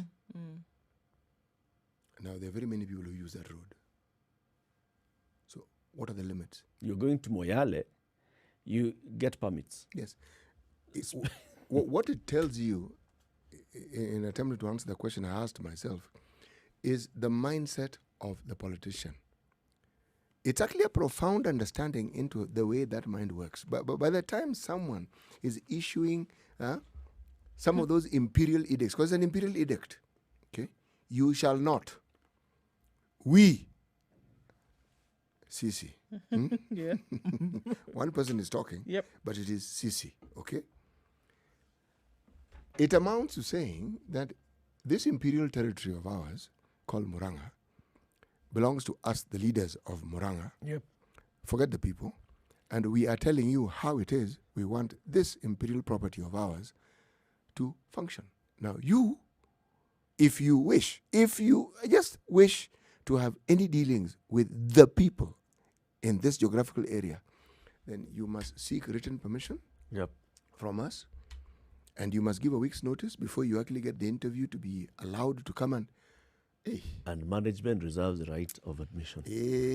They do. And proof of age is also required. Yes.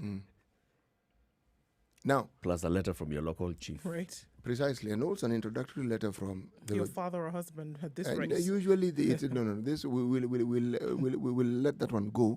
We'll ask for the religious leader of the particular faith institution that you attend, just a letter of introduction accompanied by, of course, a certificate of good conduct. And then we shall not consider, we may consider. Here, shall does not mean we will. It Doesn't just mean means you that must either. must. You can apply today, we'll consider it for 2025. You know, this demagogy is dangerous. It is literally dangerous. Because it is just one hop away from declaring that if you happen to come from a particular area, you should not even be seen in the vicinity of that area. And that is one hop away from saying, if you come from a particular area, then you are our sworn enemy.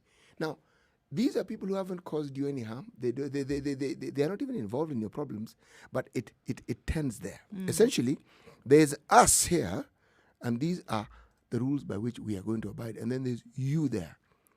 It appears that it's a Kieleweke and it is a Tangatanga issue. No. These are the same issues that cause the sort of tribal issues that we talk about, and they call national turmoil. Because the next thing is you're going to profile people, and suddenly you are going to have very divisive and very corrosive and very harmful utterances coming from the mouth of our politicians. And it has started. The moment someone dares say such a thing, it can tell you it's a clear path. You're being told this is how they think. Yeah. So what makes you think when they acquire a new enemy, you think they're going to think differently? Of course not. No. In fact, they'll be not acquiring new enemies, they'll be creating new enemies. Yes. How they thrive is by having an enemy. Yes. If you don't have an enemy, then you have nothing to talk about. So you must create an enemy so that you have something to talk about and incite the emotions of the people. Yes, and join the people in ensuring that they also understand that this enemy that you have manufactured is also their It's enemy. a common enemy. Yes. You know, it's an enemy to all of us. And of development and progress. We demand action from our state agencies. Forget the politicians, forget anybody else. We pay taxes, we demand actions from our state agencies on this. They are security agencies, you have information, you know exactly what happened prior to the Sabasaba incident. You know exactly who was involved prior to the Sabasaba incident. If you know them, take action on them. Stop saying that you know you're summoning two political leaders and then you have nothing tangible on them. If you have something tangible on them as well, get them, take them to court. This is what we are demanding. We'd like to know whether you agree with us or what do you think. 0719-012-600 or SMS 40127. You can call in 0719-012-600. This is, we're getting to a point where, everybody is sitting back and saying, if we go down this road, we are treading a dangerous path. Well, look. Everybody right now is saying that, but everybody is afraid of saying, we want. Eric, we are actually on the It's to road. end. We're not heading down that road. We're already on it. It's already there. We are on it. Look, if you want, if you just look at the African continent and look at the main civil wars that took place, whether they took place in the previous century or this one, it started on words that people spoke. That was the first line. Yeah. And those words then became they had been thoughts, and then they became words, and then they became actions. And they got people to stand on their side in one way or another. It's a very, very thin line. Let's go to the phone lines. Eric calling in from Muihoko. Good morning. Hello, Eric. Yes, good morning, sir. Good morning to you. How are you? I'm good, and you people? We are well, Well, thank you. Yeah, there's one thing I'm very much concerned and very much disappointed with the security agents in our country. Mm-hmm. They are playing games that these games are protecting even other people who are criminals. Let me use that word, criminals. They are unable to stop this person known as Ruto to hold meetings and rallies. Going as far as that the same people who are issuing permits and are coming to tell us that doing investigations. Yeah. What kind of investigation is that? This shows us that in 2022, what will happen? And Ruto should be stopped holding rallies. That is the first thing. And he should not hide in churches that is doing harambe. Eric, may I ask a question? Don't you think that the deputy president has the same rights as every other citizen of this country to associate freely, the freedom of association? Does he not have it like every other citizen? He has the right, yes, well, So why pick on him? but he should use the right channel of doing his rally. If I were the IG today, the first person to arrest was Ruto. All right, Eric, we hear Yes. you. Let's hear Yes. from Ed Gitonga in Nyeri. Good morning, Ed. I would like to tell you, Moranga sio Kenya. Remember that phrase that Mombasa Republican Council used to use? Eh? Yeah. It's like the same thing Moranga guys are doing. But let me tell you this, the ignorance and the arrogance that the politicians are having is the same that the security forces are using. Because I actually fail to wonder why on earth are people still working? Why on earth would a politician call for a consent instead of condoling the family? The politician is calling a consent to say, you know what, when you come here, this is my home. You need to get permission. Are you for real? Tough And questions. I can tell you this. Sorry. Tough questions, those words. Yeah, because I wonder this. You know, I was flipping through channels in the morning, and one of the Kikuyu stations I came to see the mother of the 15-year-old kid, and the pain that woman had. That the woman herself, she's saying, never in my life, to my grave, will I ever go and vie and participate in any election whatsoever. Yeah. Ed, pain- let me just catch you short, Ed, because we've get your point. Let's hear from Mungai calling in from Kennel. Good morning, Mungai. Good morning to all you. We are well, morning. thank you. I'm so happy to be on the line. Yep.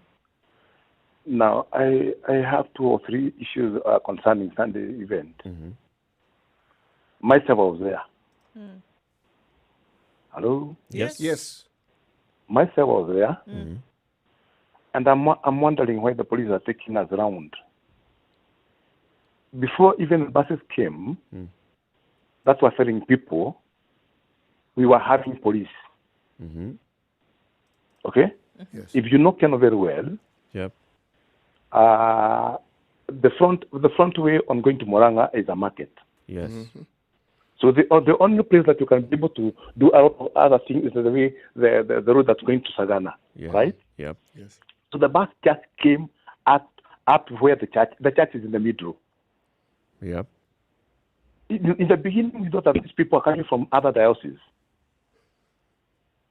You see the confusion, eh? Yep. Yes. When the bus came with people, we thought it's bring some other people from other dioceses.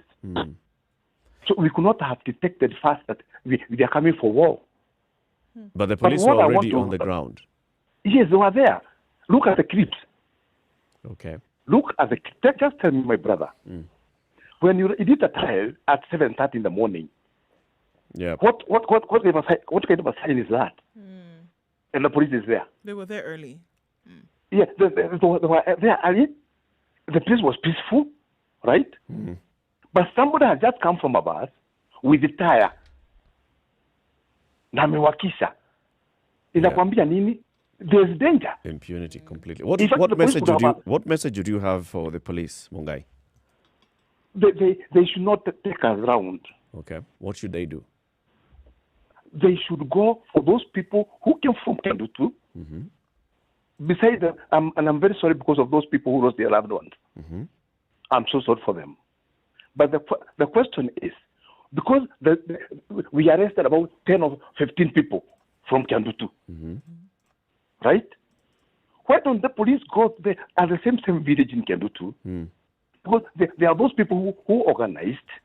They can get proper evidence from there. Two, my brother. Yep. If it is well that something was organized since from Thursday, and it was not just a normal rally, it was a church function. Yep.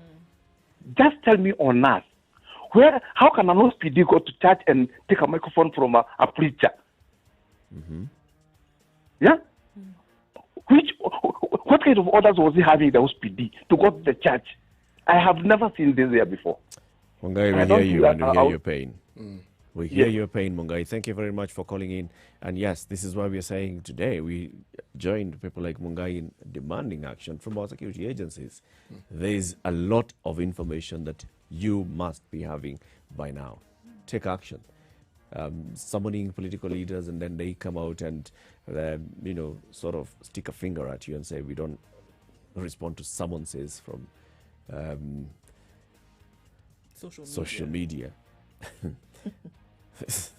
This is joking. Anyway, time for us to take a break at 5 minutes to 8 o'clock. This is Kenya's biggest conversation, the Situation Room on Spice FM, on KTN Home. We'll be back and have more conversations. Remember, we had said in the 8 o'clock hour, we want to ask ourselves, what is the civil society doing in the country right now? We've been asking ourselves that question. Where is the civil society? What are they up to?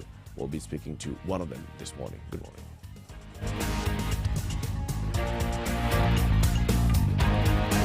This is the Situation Room, the only way to start your day. Spice up your 87.9 Spice FM, Mombasa.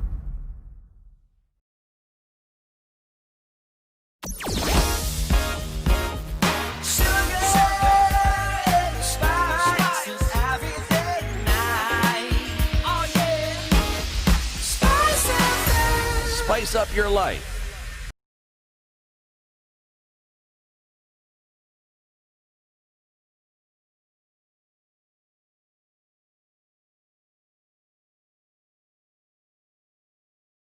All right, coming to the top of the hour, as we conclude the conversation, let's bring in Yegon. Yegon, good morning.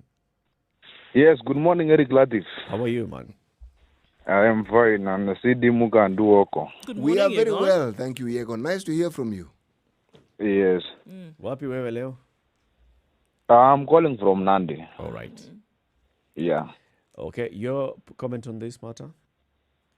Yes, my comment in this matter is that the state should stop. They should stop suppressing William Ruto. The government should provide a free democracy, a free campaign mode in the country. Because already the country is in the campaign mood. We cannot see everyone is campaigning. We have seen Raila going to Coast. We have seen Musalia Mudavadi going to Central. There is no chaos. Yep. But when it comes to William Ruto attending peace outside Rift Valley, we have seen chaos being planned. Now we don't know who is driving in this chaos. The answer is probably the government. The government wants to paint a picture on the DB Ruto scam so that they can be stopped from contesting come 2022. We saw the clip from that lady from Muranga speaking that we have been coached by Sabina Cheke. We have been given 1,000 shillings. Then when it comes to being summoned, you see the Tanga winning Kinandini Nyoro being summoned.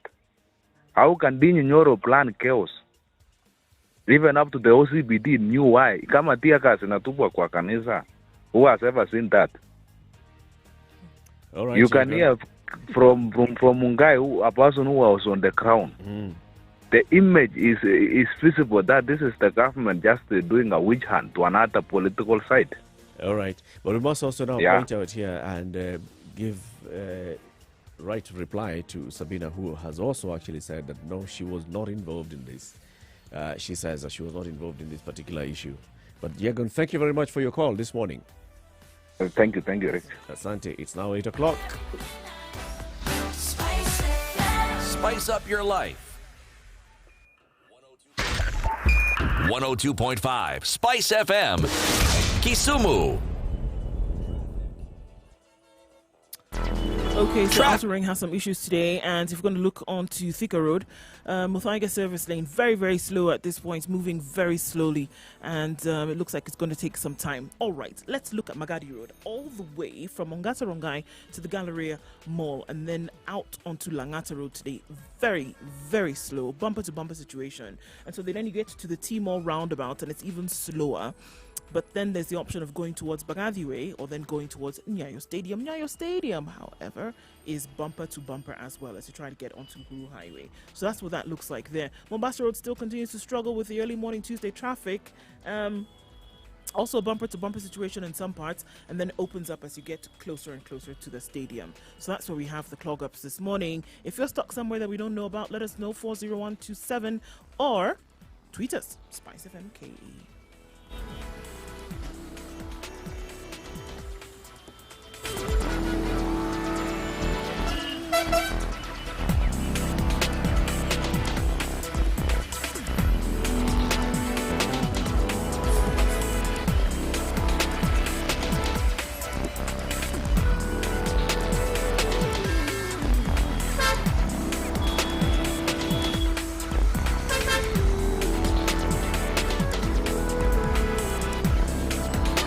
Experience like no other. The Situation Room, a place for hard truths, debates, and elevated conversations. The Situation Room, witty, political, engaging, deep, controversial. In the room, we have C.T. Muga, researcher, academic, seasoned political observer, a fountain of wisdom in these politically uncertain times. Ndu Oko, Nigerian by birth, Kenyan by choice, communications expert, Pan-Africanist, a truth seeker and believer in people power, and Eric Latin, agent provocateur. Spice FM broadcasting from Nairobi on 94.4 to Malindi and Kilifi County 97.7, Nyeri and its environs 90.9, Eldoret and the region 96.7, Nakuru and the areas surrounding it all the way up to Bomet and Sotik and Kisii 96.0, 102.5 in Kisumu and the surrounding areas, and Mombasa even crossing over into parts of Kwale County 87.9. We are also live on KTN Home and also live on www.spicefm.co.ke and Spice FM KE on YouTube, on Facebook, on Twitter. As we begin the hour, let's begin it the way we always do. C.T. Muga, today's monkey business. Well, a monkey that eats grass instead of a banana is a goat. A monkey that eats grass instead of a banana is a goat. Are you insulting the goat or the monkey? It isn't an insult. It's just a biological definition. Reality of you are what you eat. Okay. Why did you choose goat? Why not sheep? Well, why didn't you ask? Why didn't I choose giraffe? Why didn't I choose... Well, physiologically, a monkey wouldn't look like a giraffe, really. And does it look more like a goat? If it starts eating grass. Maybe. Let's switch the conversation now. Talk about civil society. We've had this conversation many times. And many times we even have guests on the show. And we talk about, the journey to realizing the new constitution of Kenya 2010, the agitation for the second liberation. Just this year, we're celebrating 30 years of Sabasaba, the Sabasaba rallies and what was happening 30 years ago. We're looking at, what the vibrancy of the civil society of the bygone era, and then comparing to what we see now from the civil society. There are those that have said that civil society has become muted because some of those leaders who were in the civil society then now went and joined government. They joined government in various capacities. They are either advisors to the government, or they are, serving in the government as cabinet ministers, or they have become Chief Justice of the Republic, or, all other cadres of joining in government. And then wondering now the younger ones who are coming out into the civil society movement now, are they as strong? Are they as active? Are they as focused and resolute as the ones that were there before? Is it because of the change of times? Maybe that we are not seeing what they are doing, but they are still doing as much. When you ask those questions, many times you're told you can look at it from very many angles. Those in the civil society say, no, we are still agitating. We still bring out the conversations. We still, if you look at all the cases that keep going to court, these are civil society organizations that go to push for implementation of the Constitution. It is civil society organizations that have, persistently pursued the issue of the gender rule in Parliament up to a point where the Chief Justice now had to do what he's required by law to do, and this is right to the President. It is because of the agitation of the civil society. But then questions back and forth. Is it enough what we see from the civil society, do you think? Or are we expecting too much from the civil society?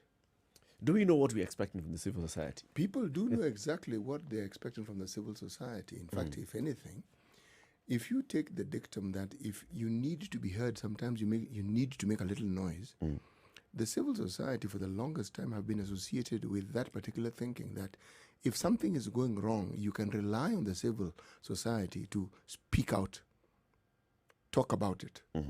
Because remember, when there was political agitation, even before the term civil society became a buzzword and an understanding of all manner of things, many of the people who were part and parcel, I'm talking historically, of course, of political agitation, are the ones who, some of them, veered off and became members of the civil society. I mean, they continued the same agitation, but they were not interested in political posts. They were not.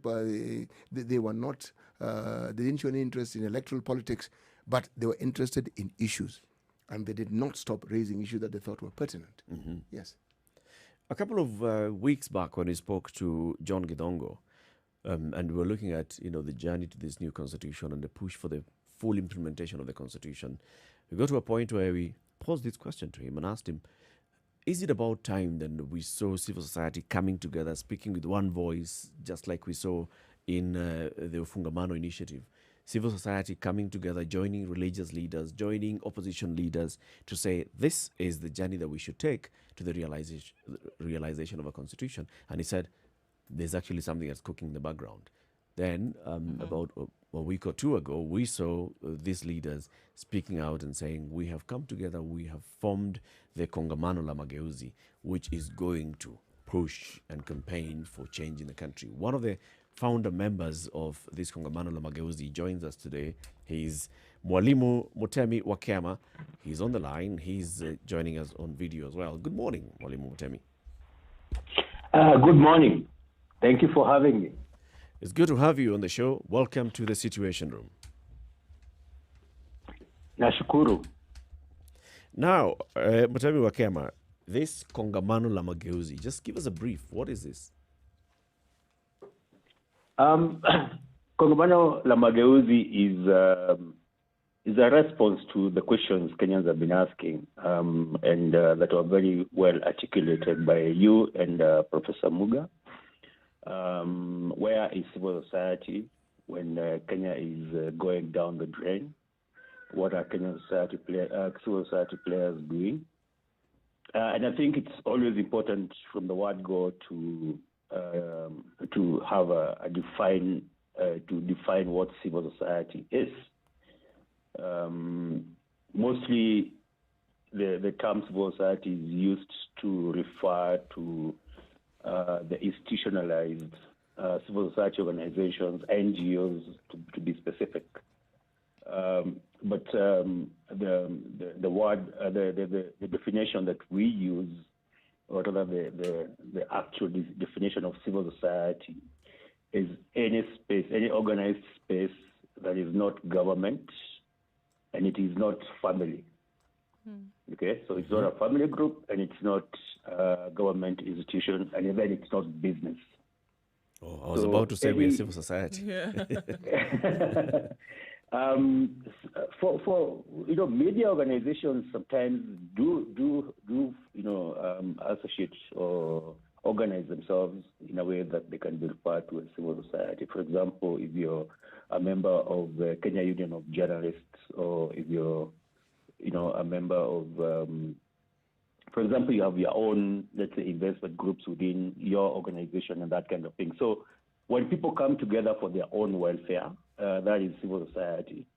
So, and then civil society also, the organizations, the NGOs are divided into different sectors. There's the development sector, there's the human rights and social accountability sector, and such. And I think most of the time when the questions that you guys are asking come up, they're actually targeted at the human rights and social accountability and that the sector that deals with those aspects, the ones that ask questions, and when when we go quiet, then people ask where are civil society organizations, or what the state loves to call evil society, because of course the state doesn't like being questioned, doesn't like being asked. It would prefer a very complacent population, people who don't ask questions, so they can continue eating the COVID billions. So Kongamano la Mageuzi then is an initiative of some members of the human rights governance sector of civil society, business people, individual activists, and social movements and other associations that have come together that have seen the country going down the drain in terms of governance. You can see the shenanigans that are all over our airways. You can see 2 young people unfortunately died yesterday. Was it yesterday or Sunday? Sunday. Oh, Sunday. I mean, 2 young people died totally unnecessarily. In fact, I saw somewhere that one of them is 15 years old. He's not even old enough to vote, and that kind of, the narrative that we have, I don't know, Kieleweke and Tanga and reggae, totally useless, phrases that define our politics, and saying that Kenya deserves better. Kenya has produced better. Kenya, 99% of Kenyans are not part of that circus, that political circus, and asking where are the rest of Kenyans when our country is going down the drain, and taking up the gauntlet Professor Muga has drawn and saying we cannot just sit by and watch as the country goes down the drain. And just to add, let me say that all moments that have transformed this country, usually it's in 10 years or give or take, from independence to around 1969 to around 1982, 1992, 2002, and then 2010. Civil society, in the wider definition that I've given, including the religious organization and all that, every time the country seems to be going down the drain, people come together, organizations come together, and they put aside their sexual interest and put the interest of the nation together and push. The only difference this time, so they push a movement that then leads to transformation, whether it's the repeal of Section 2A or passing of the Constitution 2010.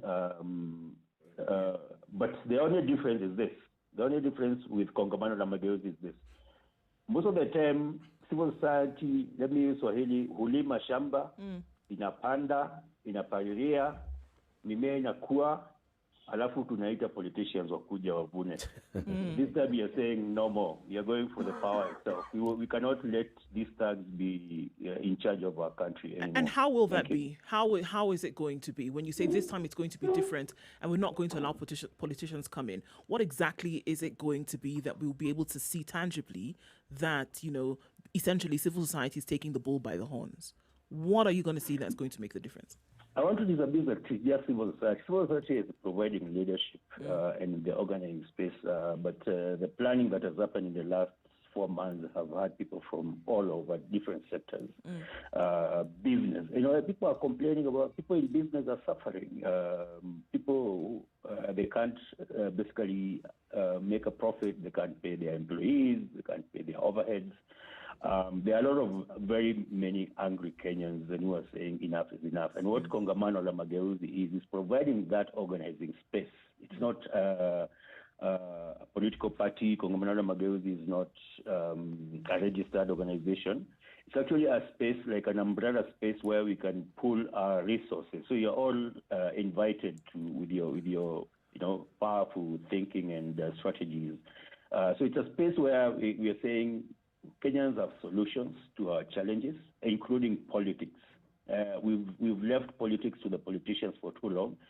It's time we come together and think of how to take Kenya in a different direction. Are So we are politicians inviting allowed to be part of this organization?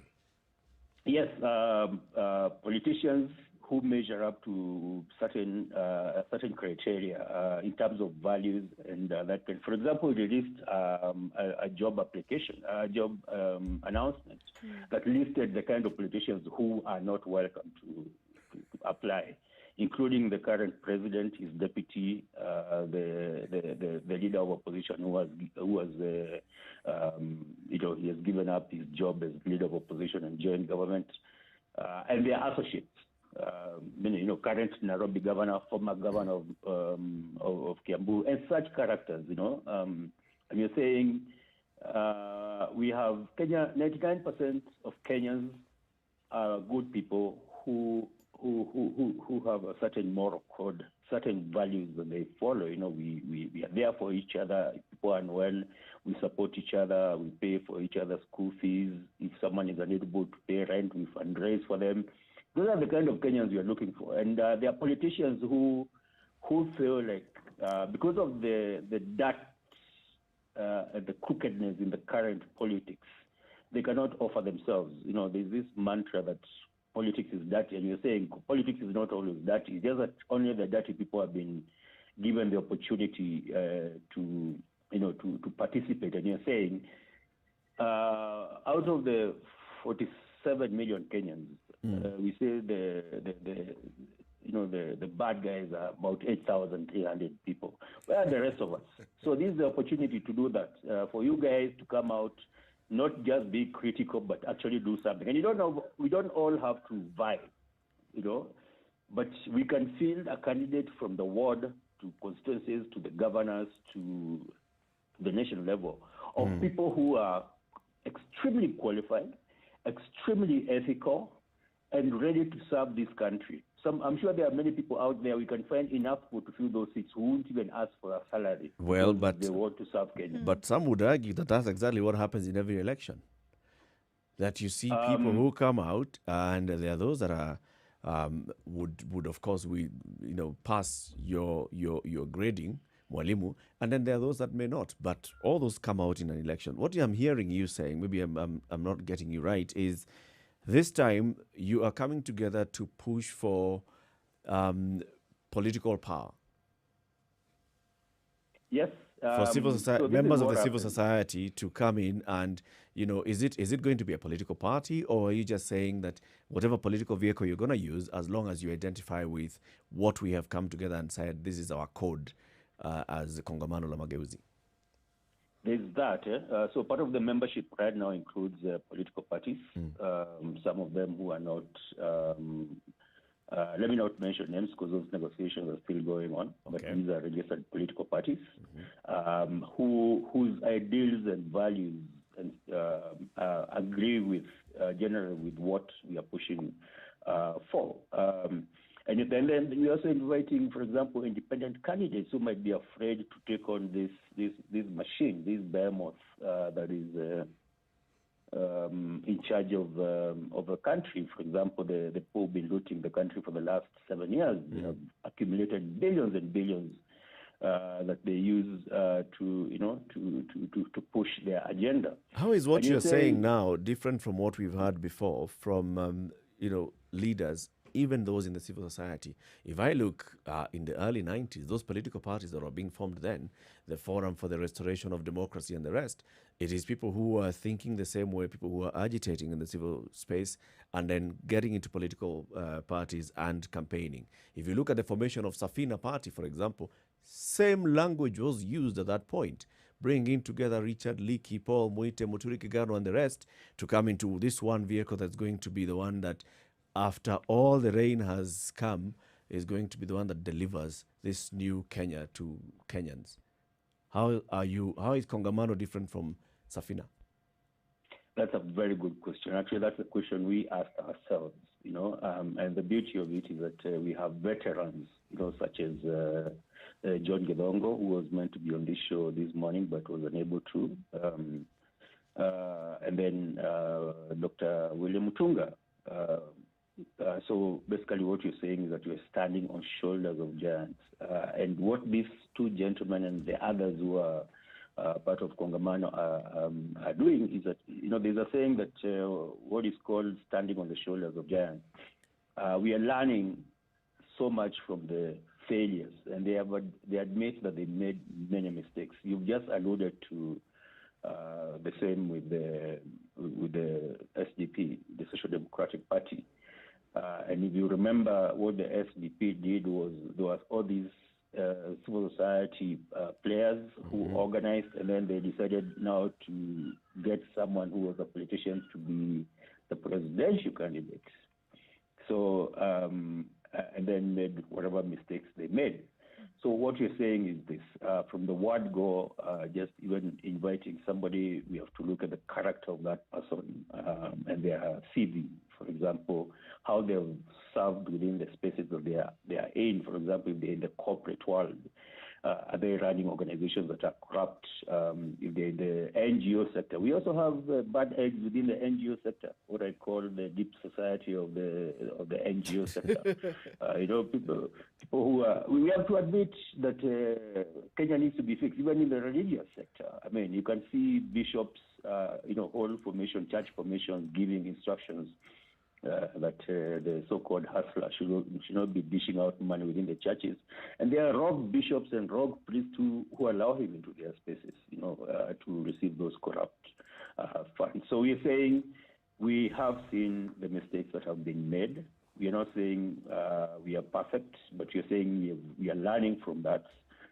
And part of the invitation to Kenyans out there who are movement builders, who are network coalition builders, is to come on board and help us navigate some of these things. But key Mr. also Kiama, is that the efforts are undeniably laudable. However, there are very many people who are right now in the political space who in a previous time were inclined towards the same sort of virtues that you're speaking of. And with the Very time, true. they changed. So it isn't a good CV, in my opinion. It isn't a good reputation. It is our politics. Because what happens to all these good people when they actually enter the political space? Because you now want to encourage them to enter the political space. What guarantee do we have that they will not just turn out like everybody else who's in the political space? That's a very powerful question, Prof. And from our analysis of where we have gone wrong in the past, it's what we call the status quo. And I would define the status quo this way. Chama iko na wenyewe. Something like a statement like that. So, for example, if I join ODM, which has been the umbrella of change makers for a long time, you will find their owners. And those owners are usually like, if you look at statistics, is that Kenyans change between 70 to 75% of elected leaders every election cycle, every 5 years. But these who change are the ones you're describing, the ones who come in. And then when they go in there with very noble intentions, wanakuta chama iko na wenyewe. And this is what it means. Could be ODM, could be TNA, could be KANU, could be whatever party. It doesn't matter. It's the same shenanigans. Look at Port Kenya, what's happening. And this is what happens. If you're in parliament, you need to have your say or to have your question heard. It has to be put on the order paper. And to be put on the order paper, whoever the party representative is has to take it to the clerk of the National Assembly. And then the clerk puts on the paper, and then the speaker has to decide whether that question gets asked on the floor of the House. But it also says, the rules of the House also say that you cannot discuss a matter that is in front of Parliament outside the House. Yep. So this is how you shut people up. Very good people go into that house. So I have a question. I have to first, impress the gatekeepers, the gatekeeper who is part of my party. And then that question is put on the order paper. There's another gatekeeper called the Clerk of the National Assembly. And there's another gatekeeper called, party whip and all that. And then there are, but Mr. Kiama, is this unique to Kenya, really? So what I'm saying is this. Understanding that this is not unique to Kenya, and that is a system that has been built deliberately to keep matters, Wanjiko matters, off the public sphere, and especially off Parliament, so that we don't ask the questions that we need to ask, we don't scrutinize budget the way it's supposed to do. That's why Kongamano la Mageuzi has come to be. We are saying we are now going to take over power and change those things that we know have been happening. And they are not unique to Kenya, yes. So you want to be the Wenye party now? When they say chama iko na wenyewe, it becomes the Kongamano are the Wenye chama. Let's take a break. Let's take a break, Mwalimu. We want to take a break and then look at traffic and weather and then continue this conversation. We are having a conversation with Mwalimu Mutemi Wakema. He is a founder member of the Kongamano la Mageuzi, civil society organizations, like-minded people coming together and saying, you know what, we need to have a better and stronger role that we're playing in the political discussions in the country. And therefore even encouraging some of their members to then put themselves up for elective positions, which is the conversation that we're having. Then what is the difference and what's going to have? So let's take a break. 27 minutes after 8. We'll be back shortly. This is The Situation Room on Spice FM, on KTN Home and online. This is The Situation Room, the only way to start your day. Spice up your life. Spice FM. Spice up your life. Chilled Spice.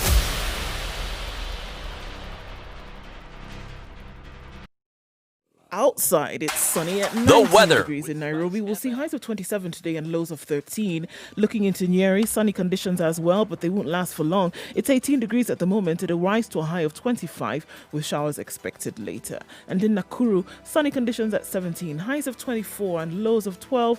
It looks like a wet afternoon in that area today. Eldoret, mostly sunny conditions at 16 degrees. It'll cloud up later with rains expected, highs of 22 and lows of 12. Kisumu is mostly sunny at 22 degrees, highs of 29 and lows of 19, and it'll be raining there later on. Looks like the rain is going to make its entrance into Mombasa today. Currently at 27 degrees, it will rise to a high of 29 and lows of 24.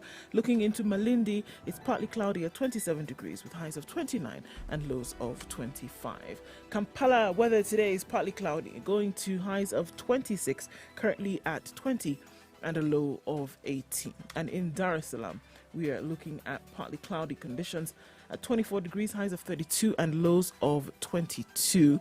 Johannesburg this morning is mostly sunny at 14 degrees, highs of 19 and lows of 12. And finally, for now, in Lagos, we're still looking at wet conditions. The rain continues to pound down at 29, highs of 30 and lows of 24.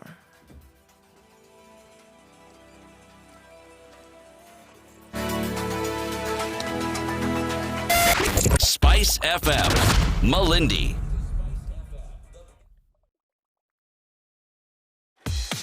Welcome to Spice FM, the best exclusive radio station bringing you the best mix of the best music ever. So what does traffic look like today? We're looking at still heightened levels of traffic on Mombasa Road today, but this is expected and nothing crazy or out of the ordinary, and we'll look at that getting better as we go along. All right, coming off of Thika Road also into the CBD, not so bad either. It's behaved very well today, and that should open up very nicely for everybody going into the afternoon. As traffic hour comes to an end, we still see that the Eastern Bypass is completely blocked today. It's not moving. We still don't know the cause of this, but likely we'll get an answer to that, and hopefully that it opens up soon enough. Okay, so it doesn't look too bad this Tuesday morning. Spice FM KE, that's how you can get to us on Twitter or text us on 40127.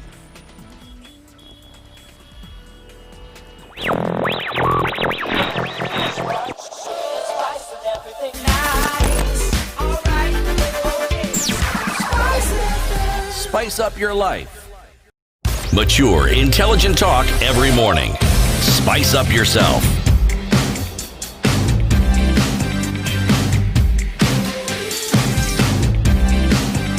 Mornings done right.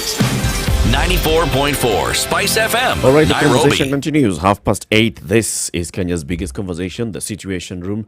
In the room is Eric Latif Nduoko, CT Muga. Joining us on the line this morning is Mwalimu Mutemi Wakema. He is a founder member of the Kongamano la Mageuzi. And the question we're asking is, where is the civil society now? What next for the civil society in demanding better governance for the country? And yes, Mutemi, you're saying that it's about time that now you're bringing in together people of like mind and going there and occupying that space in Parliament where you are also able to determine how questions are then asked on the floor of the House, how the parliamentary business is conducted, such that you do not then stifle the voice of those who you're saying whose voices have been stifled when they go into Parliament. Why don't we hear them complaining about this outside Parliament?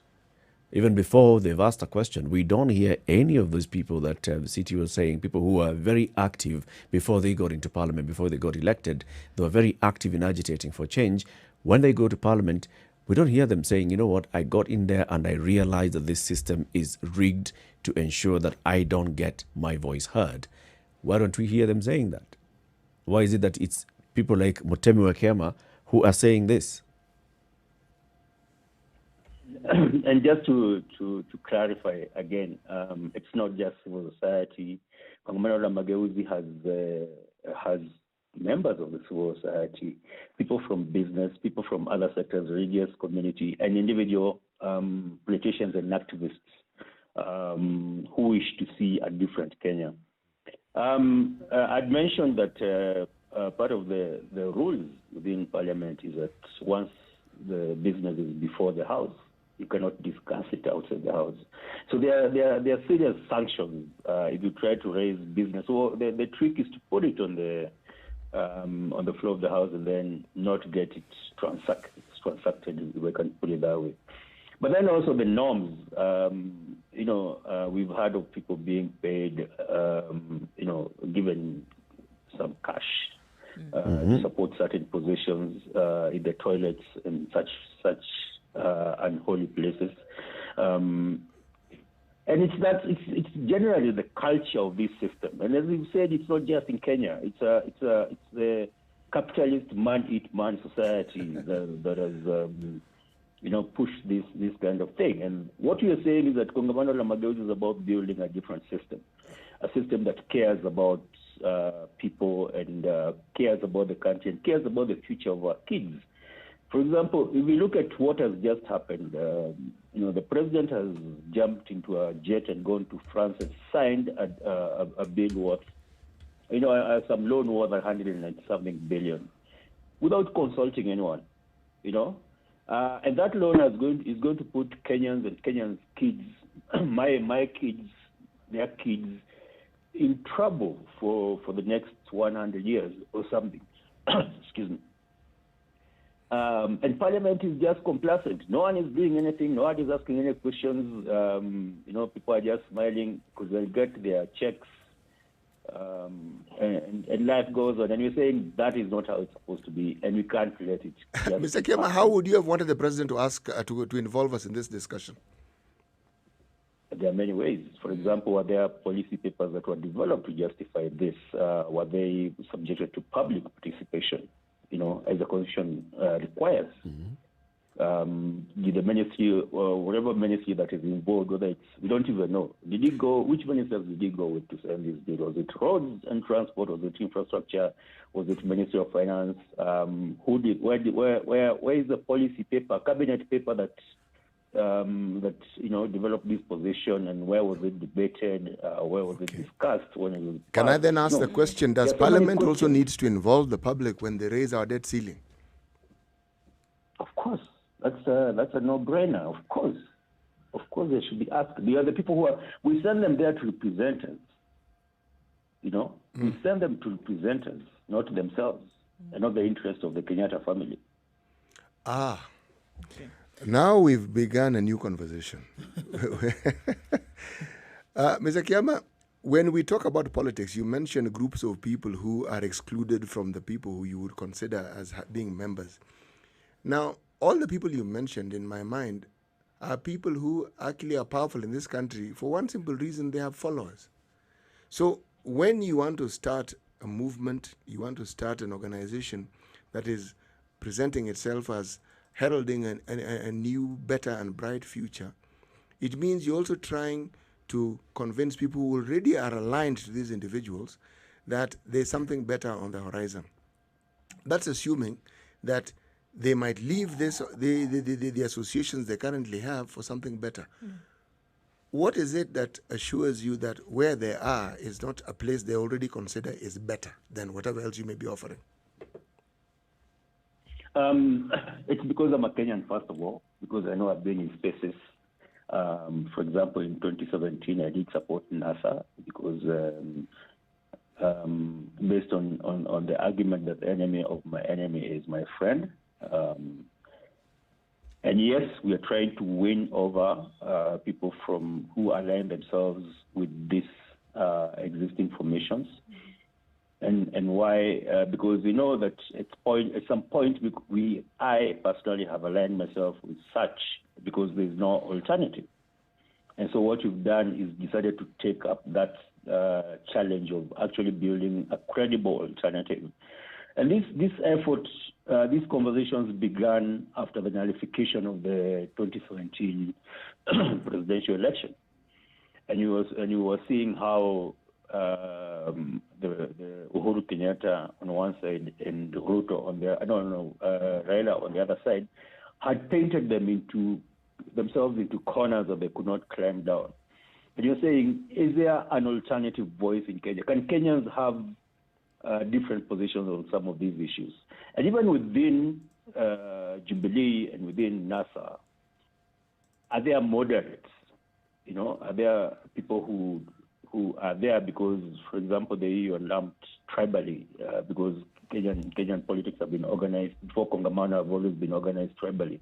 And people are saying, because I'm Kikuyu, then I must be Jubilee. I've had fights in my family group or subgroups that I created, and then I was kicked out for not supporting Uhuru Kenyatta in 2013.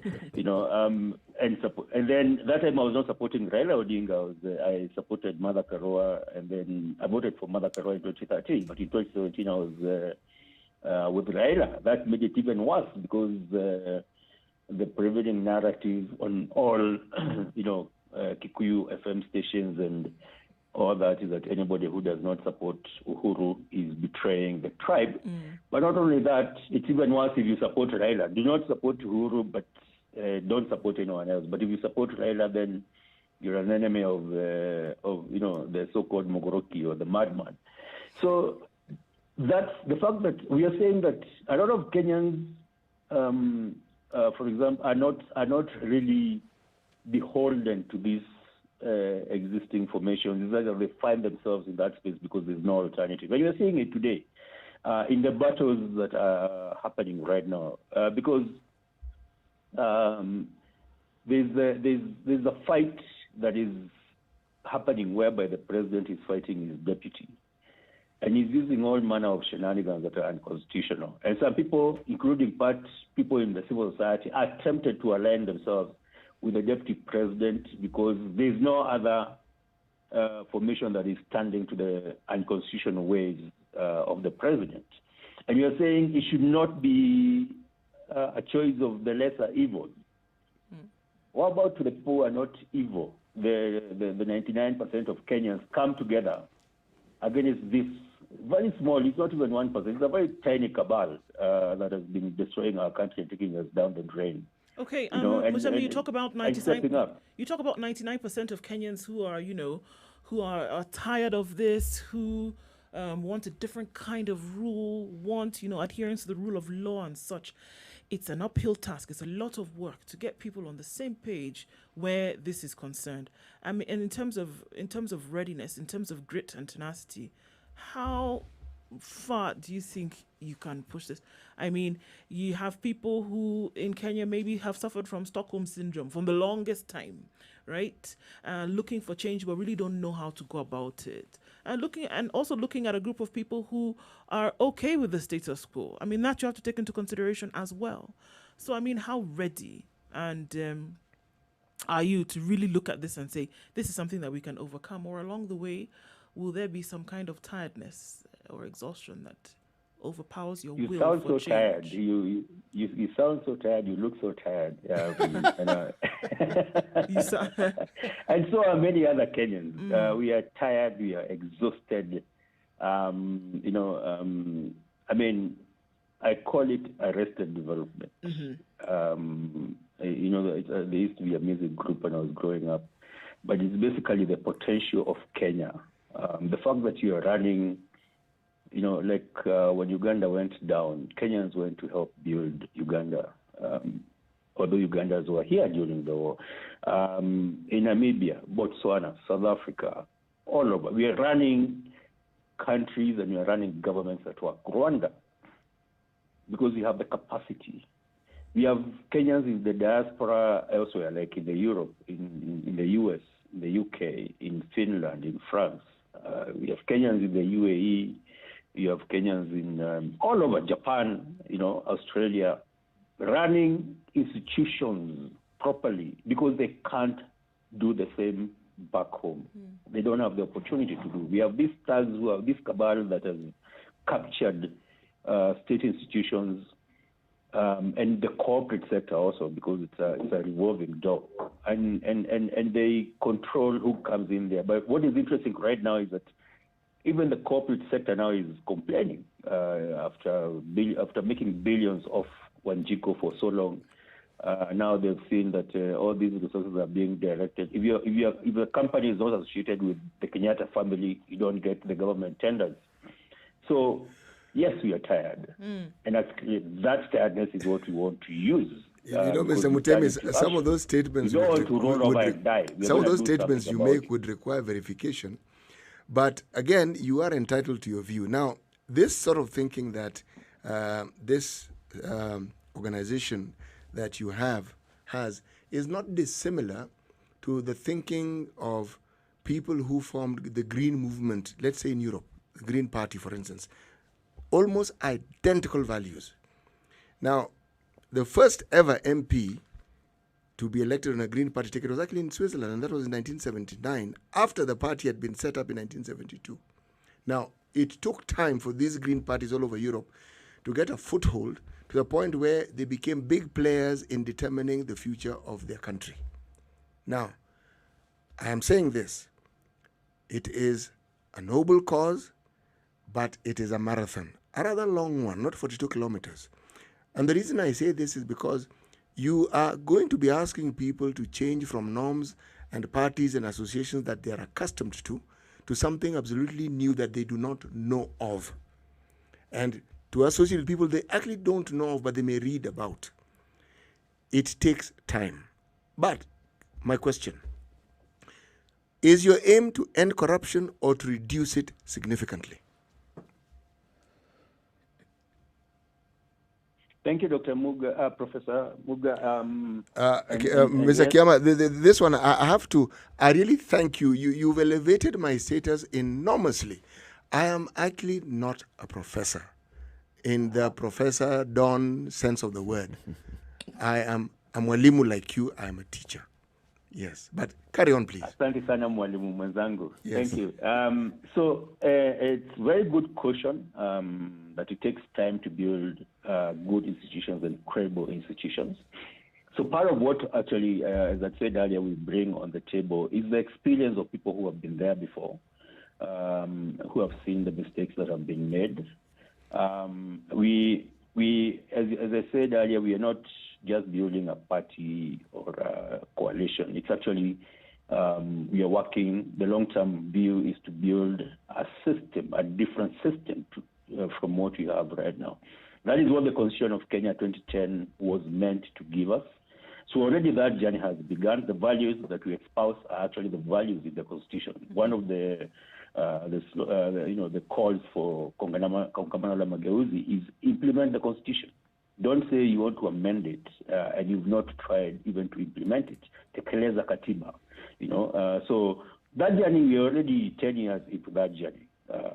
So kongamano la mageuzi is actually a product of the constitution, the lack of implementation of the constitution, the attempts to claw back devolution that is being done, decentralized basically, that is being done by the Kenyatta presidency. And yes, we have short-term goals, that's 2022. We have mid-term goals where we want to see kongamano not just in 2022, but beyond that. And we have long-term goals whereby we change the system and also become the beacon for the rest of Africa in terms of whether it is possible to finally uproot the colonial extractive system that is in power. That is just basically what we have in power in Wazungu Weusi. The colonialists just continued even after we got the so-called independence. But, it's still the same. Mambo ni yale. What used to happen during the colonial period. Yeah.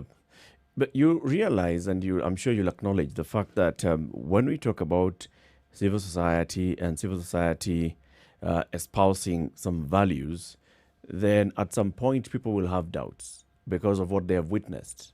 We have witnessed people who have been very active in the civil society, just like we've talked about before, getting into government, and then you start questioning what exactly they stood for when they were in the civil society vis-a-vis what they're doing when they're in government or in positions of leadership. We also have witnessed people who are currently in the civil society who some people would question, is this person really living up to the higher ideal that they speak of? Now, what is it that you would do as Kongamano la Mageuzi, looking at all the people who will stand up under the banner of the Kongamano la Mageuzi and say that I am a member of Kongamano la Mageuzi, to convince people that this time you're different. You're different from what we've seen before. You're different from what we are seeing playing out in the political field. I'll use, again, an example I've mentioned earlier when I supported a different candidate and I was kicked out of my family subgroups. And what I was saying is this. What I was saying to my aunties, my uncles, my cousins, and my brothers and sisters is this. I was saying, I have no issue with you supporting Jubilee as long as you hold the leadership of Jubilee to account. So if you've been promised 9 world-class stadiums, please ensure that they deliver those 9 world-class stadiums. We've ensured healthcare, education, laptops, and all these promises that were made. Please play your role as a citizen, because the Constitution gives us, rights, freedoms, but we don't like talking about the responsibilities as active citizens that you're supposed to take, and that includes the media. And I'm very happy with this program because it speaks truth to power. Most of our media does not speak truth to power. And so how will we ensure that we don't go the same way others have done? I think the fact that we come from part of the membership of Kongamano la Mageuzi is civil society people who come from the governance sector and have a record of holding people to account, including previous regimes. It's internal. Internally we are holding. We've taken about. I mentioned that this conversation has happened over the last since 2017, but it has taken a lot of consultations. People have fallen off. People who are not accountable to us. We are not accountable to each other. So part of it is the internal accountability mechanisms and norms that are established to ensure that we fulfill our promise. And we are not angels. You're not angels. And that's the recognition that you're not angels is why we have put in mechanisms to hold each other to account. Are those open to the public? Like, can anybody know what exactly it is that Kongamano la Mageuzi uses as a yardstick for ensuring that people live in those higher ideals? Actually, they are.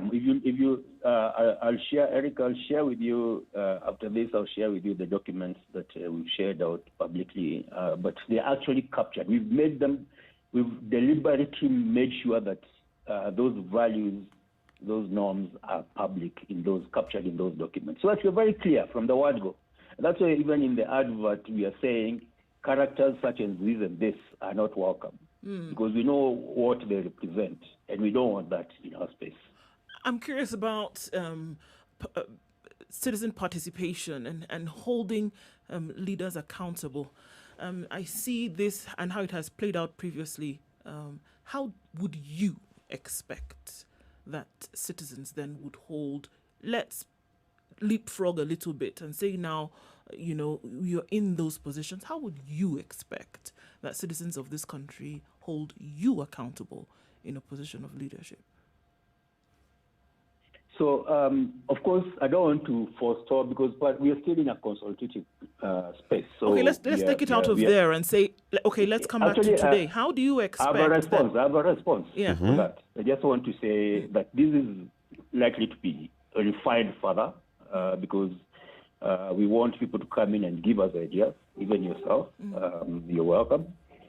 But I'll give an example of someone who was vying for governor of Kirinyaga told us in a closed space as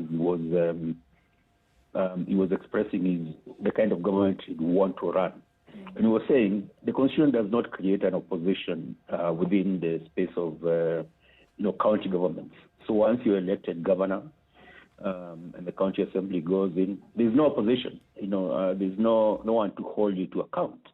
So he intended to go and create a fund, which was, have the county assembly pass a law that creates a fund, and this fund is used to support local CBOs and NGOs within that county to hold the county government to account, because they saw that gap. So this could be the kind of thing that you do, whereby I don't know why we are getting a lot of us. Part of what you've said as Kongamano la Mageuzi is that we are funding. We are fully, as much as we have members who are civil society right now with organizations that are funded by outside donors. Kongamano la Mageuzi, those members you see there, the former CJ or John Gedongo, are actually giving out our own cash. I give 1,000 shillings, I give 500 shillings, and we intend to get to a point where Wanjiko actually starts funding this, so that Wanjiko then owns us and holds us to account. We want to change the paradigm from where politicians come and give you 200 bob and tell you to vote for them and then go away for 5 years to steal to replenish that 200 bob. So it's building such systems. You're saying you're building a new system. So as I was saying, it is not fully refined, but you're welcoming Kenyans to give proposals. Thank you very much, Motemi Wakama, for speaking to us. As we conclude the conversation, so what next is it that Kongamano la Mageuzi now is going to do? What's the next activity in your plan of activities going forward? So we are putting in place structures. We are admitting there's a lot of interest that Kenyans have shown. So the next step, what we want to do is actually have a Kongamano, which is a congress. We intend to have it early December, whereby we bring in Kenyans from across the breadth of Kenyans to come and actually put their proposals on the table on how they want us to move forward. We don't assume that we are the sages. We don't have a monopoly of knowledge. As I said earlier, Kenyans have solutions, so it's to create that space. So the Kongamano, we expect to hold it early December, possibly on 12th of December, and we'll bring in Kenyans from all over the country to come and have a discussion about the Kenyan they want, where you're going to take this country forward. Asante sana. We wish you all the best going forward, and we wait to hear then what the kind of activities that Kongamano la Mageuzi will be holding. And once you start gaining traction with the public as well, let's hope that if indeed you get to achieve the positions that you'd like to achieve, there's going to be change. What we want is generally we want a better Kenya for all of us. Thank you, Eric. Thank you, Mwalimu Muga, and your colleague. Asanteni sana for having us and giving us this platform to invite Kenyans to join in Kongamano la Mageuzi. Thank you very much for your valiant effort. Thank you. Asante. This is the Situation Room, Kenya's biggest conversation. Time for us to say goodbye to our audience on KTN Home. Join us again tomorrow, 7 a.m. to 9 a.m. But this conversation happens every weekday morning, 6 a.m. to 10 a.m. on Spice FM. So we'll continue the conversations. Now it's 5 minutes to 9. Keep it right here. Spice FM, Nyeri. This is the Situation Room, the only way to start your day. Spice up your life.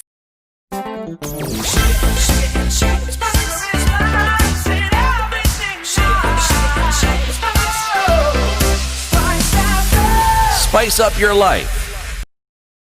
Mature, intelligent talk every morning. Spice up yourself.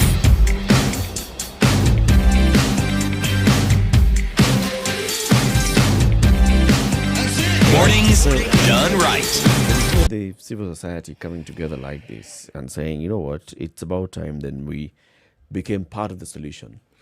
On the one hand, it's actually a very good thing that, you know, citizens come together. They say, let's be part of the solution. Let's not just keep complaining all the time. Let's not keep demanding action when we see that there is no movement. That every time we speak, what we receive as feedback is just, you know, a slap on the face. So let's go in there and be part of the solution. Good thing. The question is whether we really can trust anybody, you know, Until you see. civil society or not. Everybody who comes during a political campaign is representing an alternative. And you elect them because you think that they are a viable alternative until they go in and you realize that what they offered as an alternative is not really a tangible alternative. Or what you want, or even promises that would have been previously made then cannot be kept for whatever reason, however it is that you want to look at it. And I think that, you know, countries don't need a kind of like a messiah platform at this point. What you really need is to be able to chip at this block bit by bit. And I would even say go with one thing, you know? Go with one thing and say, if this is what we are hoping to achieve, as opposed to, because the full sum of the problems politically and in terms of leadership, governance in this country are many. It's huge. So, and to have one group to come in and solve all of that at the same time is no mean feat. It's not something that you can then come and promise at once. So Full go with sweep one. to Kenya. Yeah, I would say start with one. Start with one thing and then see how we can go moving forward. As opposed to say, everybody come in, let's see what we can do. Let's join together and see We're how we going to can be change different. this. We're going to. It's great. I mean, it sounds You great. raise the expectations of the people, and then those expectations are not actually tangible. And then There are you just dash too many them. things. Yes, there's so many things. Where do you start from? How are you going to keep accountable? I mean, the individuals, how are you really going to do it? It would be great. It's great to have these ideas. But then knowing how they are really going to unfold and what you're really going to do, that's a whole other kettle of fish. And it sounds great, but the reality and the practice and how it sounds are two totally different things. Taking even into consideration the mentality of Kenyans that has been compounded over the years. Starting to break that down and unfold that is one whole exercise on its own. Take that as one of the things that you would do. Yeah. I mean, yeah. But I'm happy. I am actually happy that an action such as the one of the formulation of this organization has taken place. It tells me, it informs me that Kenyans haven't given up. They haven't sat back and said, you know, We're done. We're done. Yeah. No. Yep. There's that spirit that we keep talking about, the Ufungamano spirit. the regenerative spirit. That one, really, yes. Sometimes you see, this is now the interesting perspective. It's like you require things to get really terribly bad for people to realize, you know something? We can do something about it. Yeah, and we can't keep going this way. Okay. Yes. Okay. Even looking at the comments coming in, Juma says, ask Kema, how can a young person with all these attributes but no financial muscle join and run in the positions offered by Kongamano la Mageuzi? So you see, it's already gaining traction. People just want to know, how can I participate even if I don't have the muscle? Well, good morning. It's now 9 o'clock. Sugar and spice and everything I spice it. Spice up your life. 94.4 Spice FM, Nairobi. Okay, getting to the end of traffic hour this morning. Looking much better on Thika Road and Mombasa Road, still clogging up every now and again. Where are you stuck? Let us know. But I think it's a good day, no? Traffic is not too bad unless you're on the Eastern Bypass, sorry. And if you are on Magadi Road coming out of Ongata Rangai, sorry times 2. That's what we would say. Let us know if you're stuck somewhere. Spice FMKE, that's how you can reach us on Twitter, or text us 40127.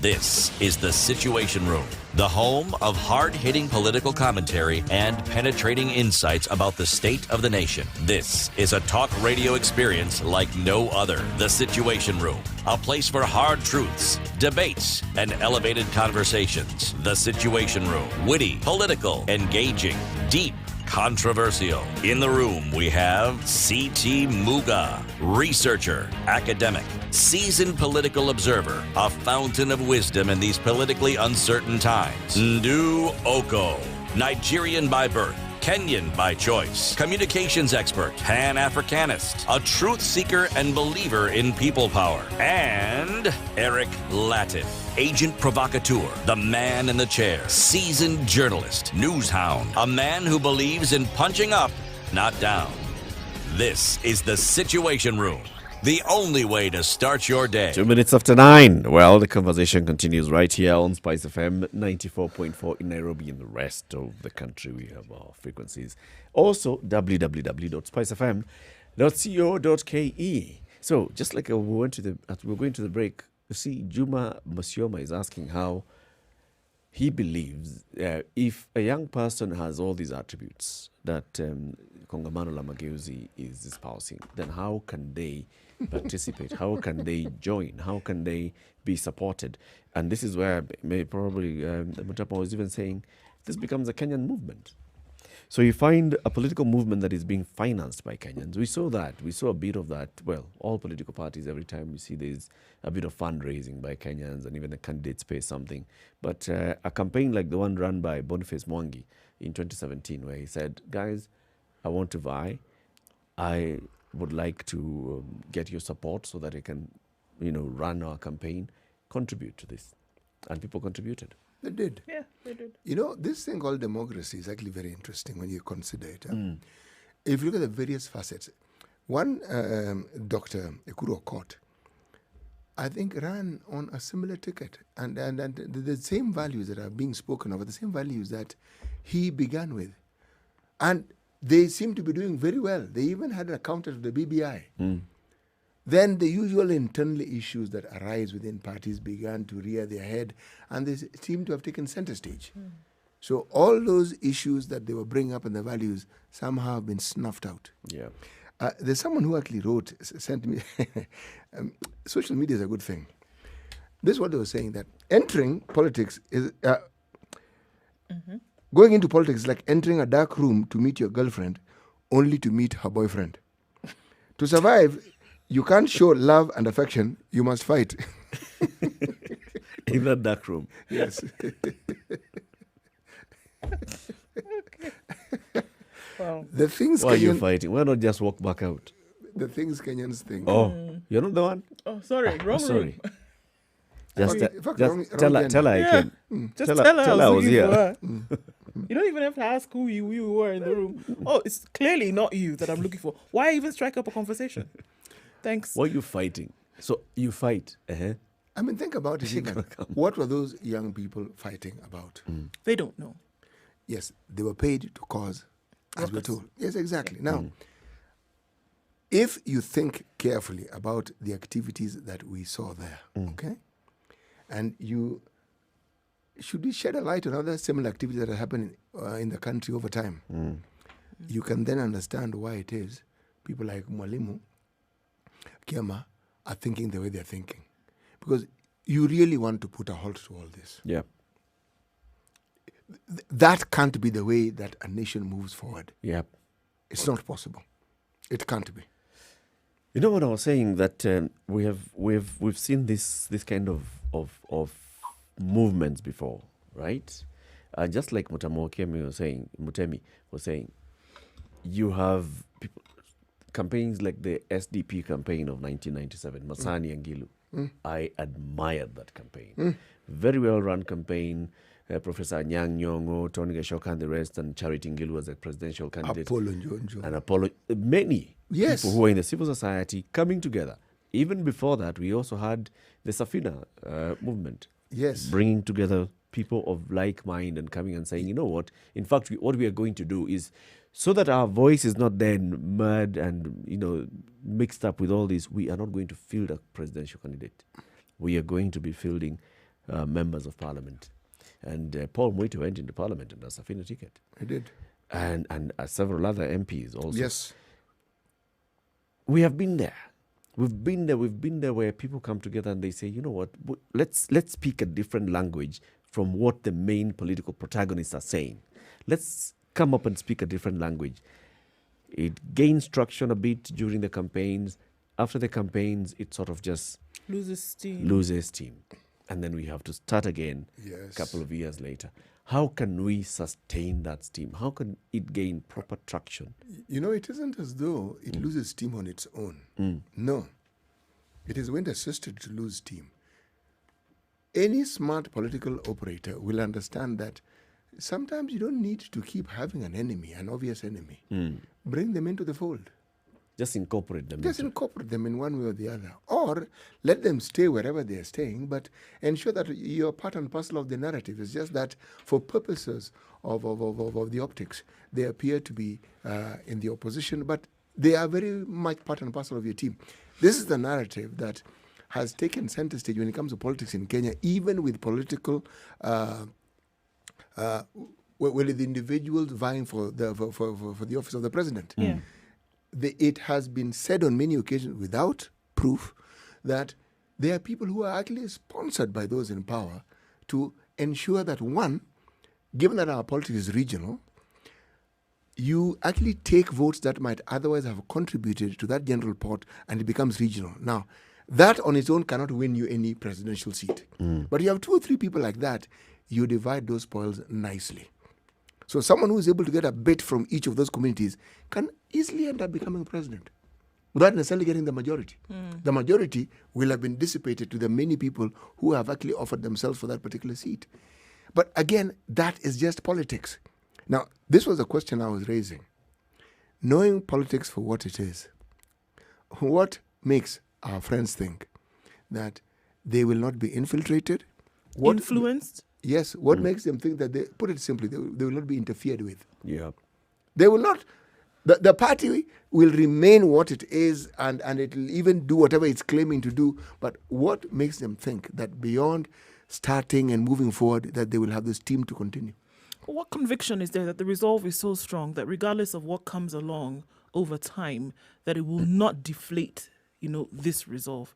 Because if you look at anybody who brought along any kind of reform agenda, it doesn't matter where you're looking. It doesn't matter if you're looking in Kenya, any other country in the world, on the continent. Anybody who had any kind of reform agenda and wanted to bring about any kind of change, is that they were able to resist any kind of deflation in their bubble. They were.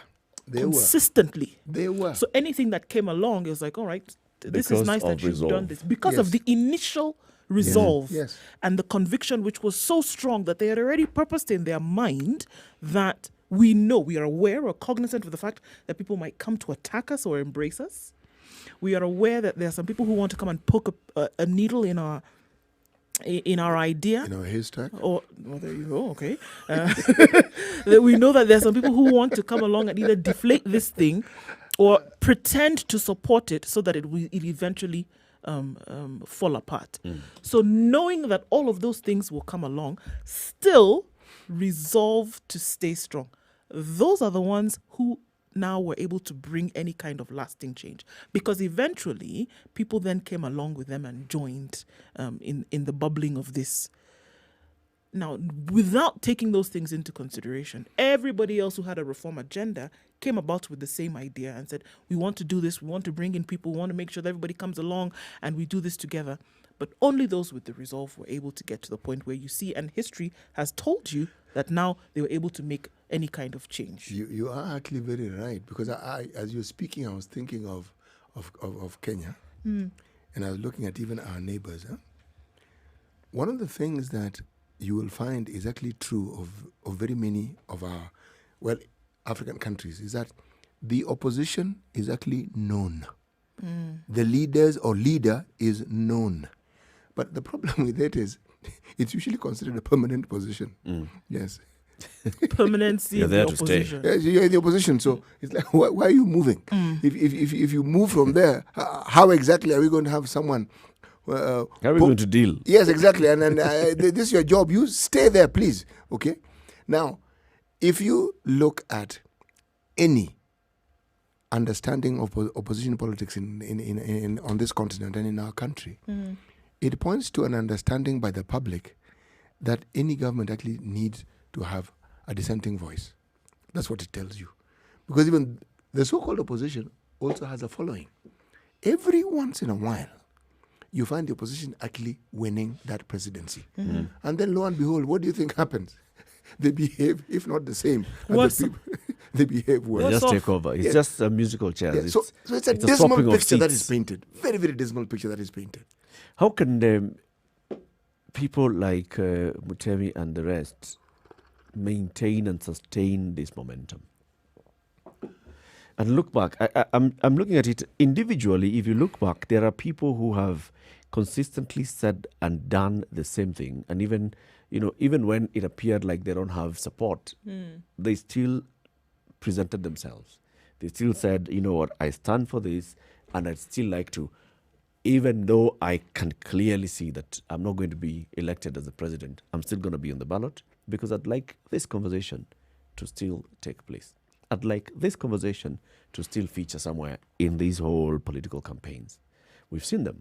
Even people like Paul Muite, he has been a candidate all the way up to 2013. He was still a presidential candidate.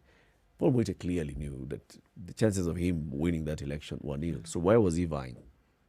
Relevance, my man. And also to maintain a message. That there is this message, there is what we have stood for. When we were in Ford, when we were in Safina, and all this time, there's something that we stood for. And we are not letting go of that idea. We're not letting go of that idea. And I wish you would listen to me and find a way of just sustaining this conversation. The other day, a couple of months ago, I spoke to Paul Muite. I was inviting him to the show, and he said, you know what, Eric, I'd like others to have to speak now. I have spoken my bit. I've done my bit. I'm still available to have conversations, but I'd like others to speak now. I have said it. I have not said enough. I have said it. But how about others now? We give others the space to speak. But you see, others who take up the space to speak will also be referring to what he has said before and what he's saying now.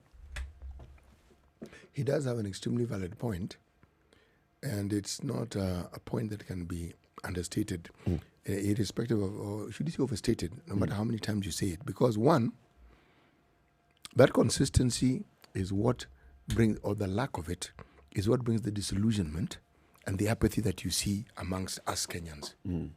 Because even where we've had hope, and the hope has been in the individuals and the institutions, somewhere along the line we will feel we were let down yet again. Because you start the journey, and the journey, as far as you're concerned, should end in a certain place. But let's be fair and let's be balanced. All is actually not lost, because we actually did get a new constitution. We did.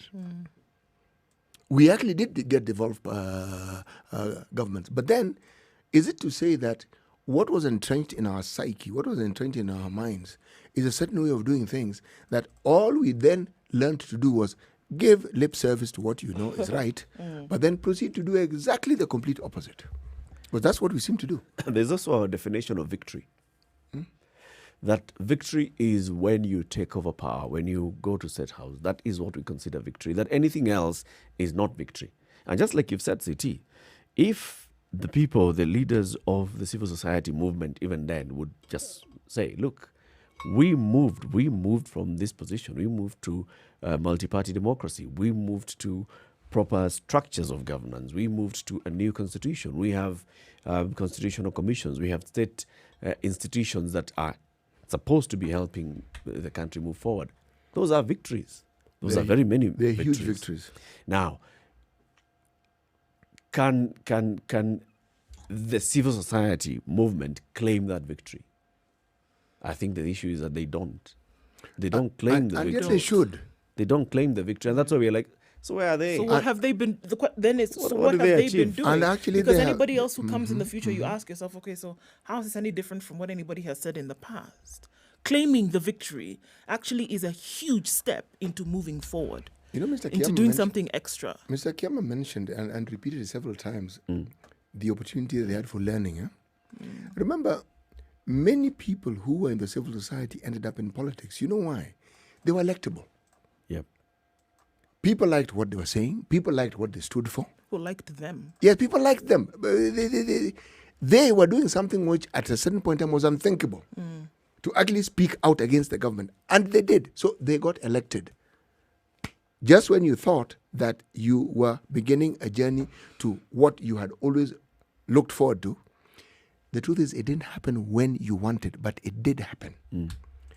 The moment you got the new constitution, something very fundamental changed. Extremely fundamental. It may not seem like it, but it did. It's just like with the issue of Section 2A. All these issues, including the constitution, the newness of it, and what it entails, would never have happened without that Section 2A movement. So certain things happen, you can't actually foretell what it's going to, what the outcome, the eventual outcome will be, or what it look like. But just starting it is usually, in my opinion, the good thing. Not the good thing. Because starting it means there's mobility. If it isn't started, we're stagnant. And it isn't just this one conversation. Other conversations that lead to the same thing. Remember, Okio Mtata keeps being mentioned, and he should be mentioned because he has represented a certain perspective that wrong is not going to go unchallenged in this country. It will not. And it has consistently been so. So it has forced conversations that ordinarily would have been swept under the rug and would have been easily forgotten. That hasn't happened because that conversation remains alive. It's a court case. It remains there. We hear of it. And what is of interest, and again, Eric, the issue of claiming victory. Even when they've won against the government, they have won many battles. Yep. They have won. But they don't claim those victories loud enough for people to know that we've won this battle, meaning these battles can be won. It's possible. 18 minutes after 9, let's take a break. Look at what's happening outside. It's sunny, isn't it? Well, yeah. It's a sunny day today. In Nairobi, at least. What's happening in other parts of the country, in other parts of the world? Let's find out soon.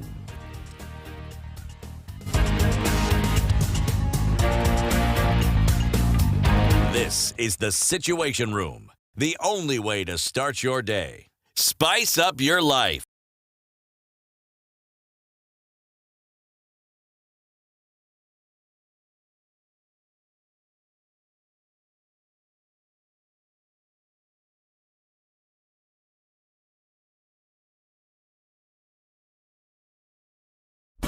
Classic soul, R&B, smooth jazz, neo soul, and nostalgia. Conditions in Nairobi will go to highs of 27 and lows of 13 today.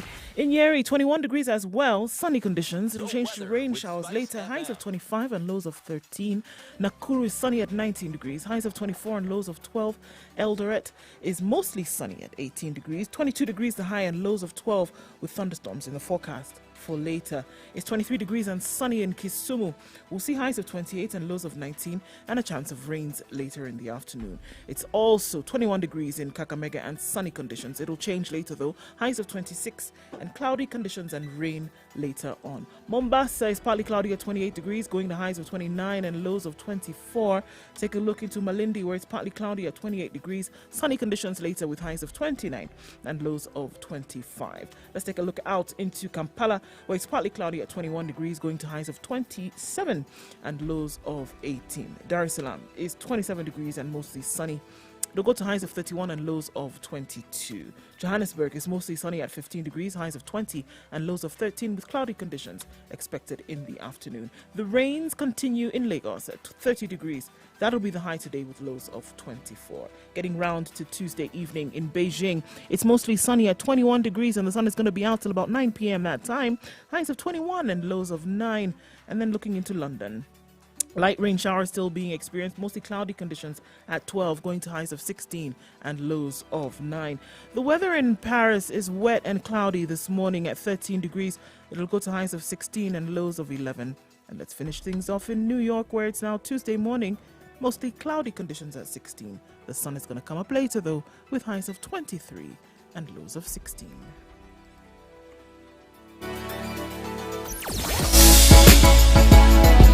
Sugar and spice and everything nice. Spice FM. Spice up your life. Mature, intelligent talk every morning. Spice up yourself.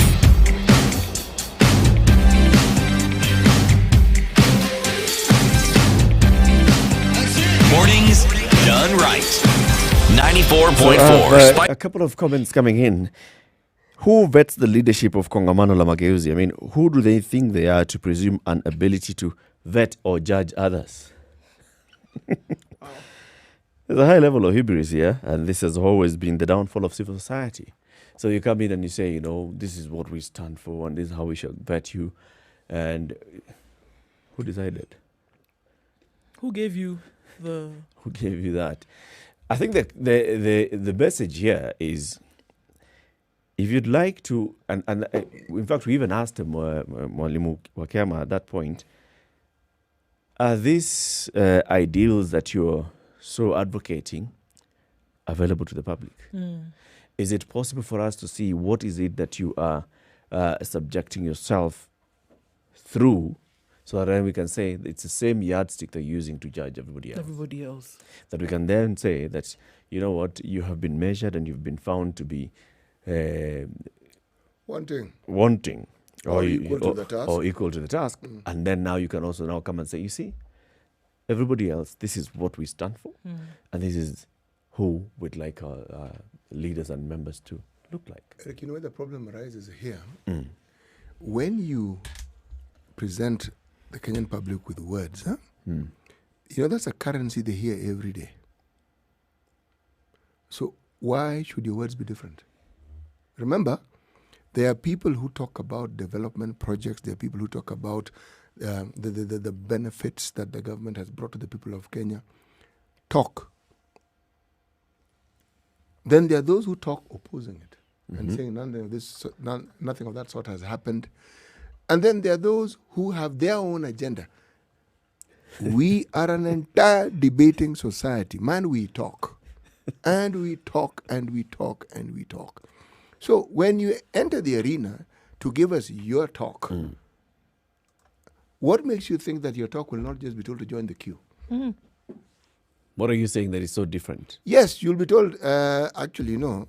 We've heard this before. Thank you very much, but you know, we've heard this before.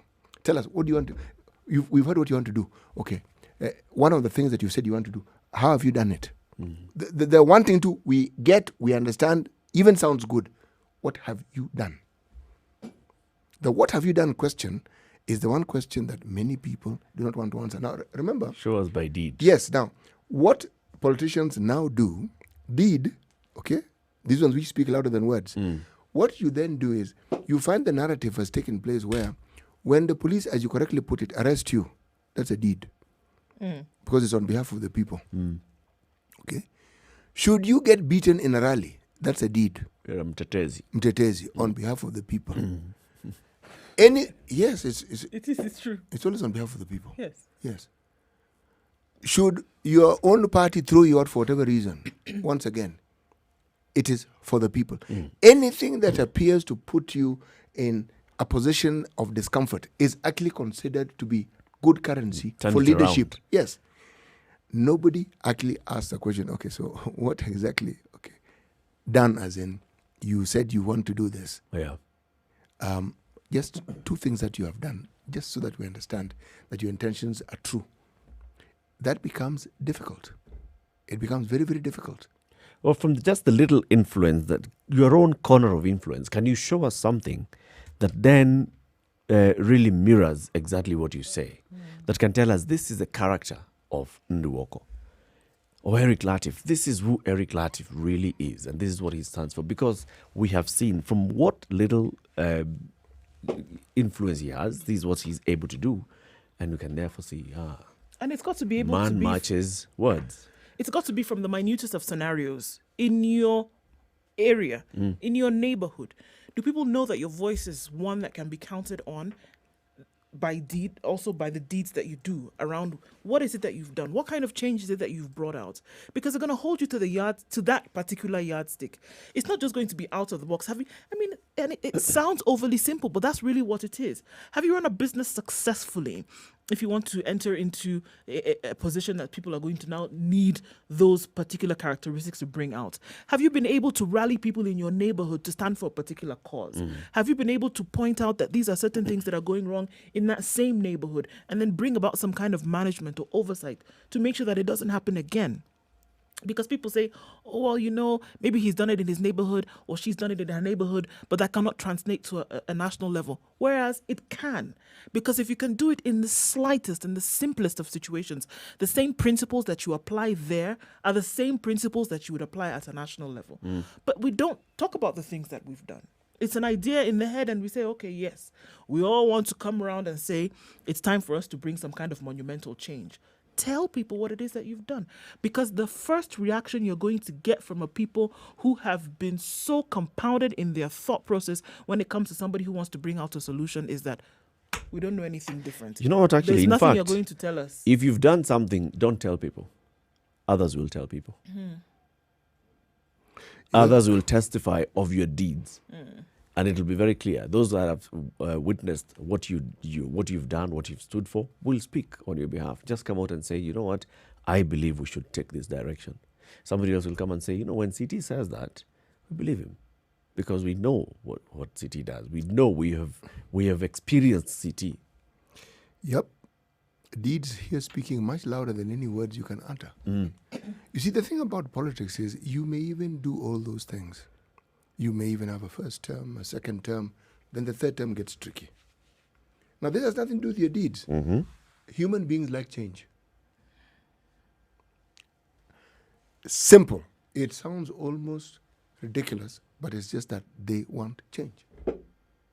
That's what they're looking for. Yes, and in looking for change, they may choose somebody else who then will come in and not do anything that is even close to what they expected. But that's a good thing, because if you are truly interested in politics, is that not an opportunity for you to now perhaps seek yet another term? A term. Yes. Because people do change their minds. They will look and say, we made a mistake.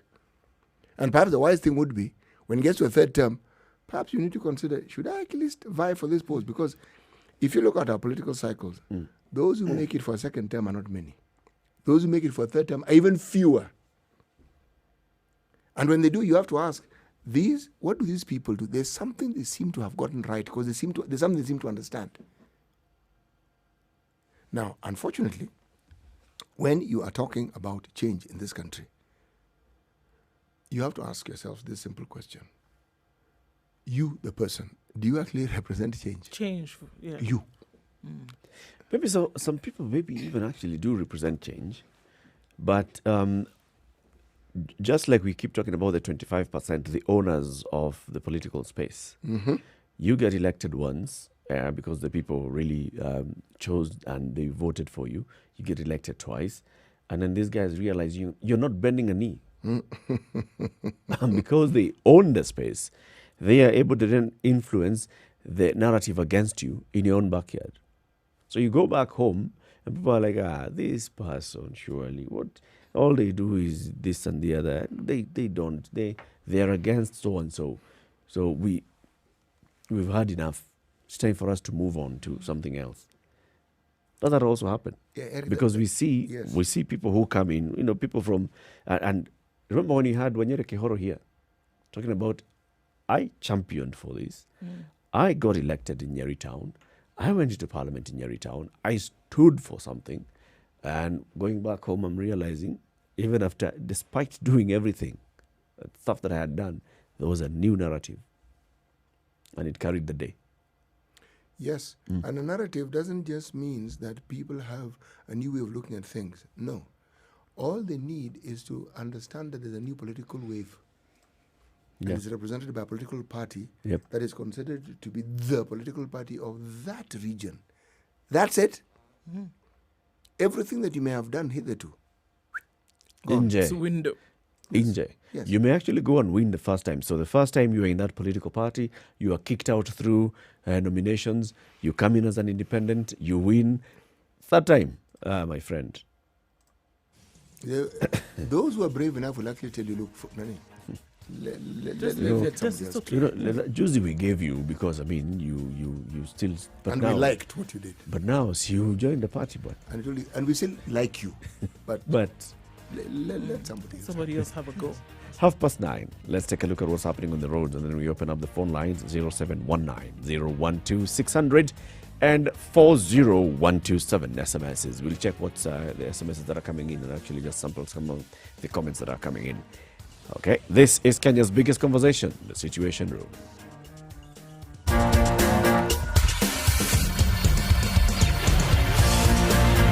This is the Situation Room, the only way to start your day.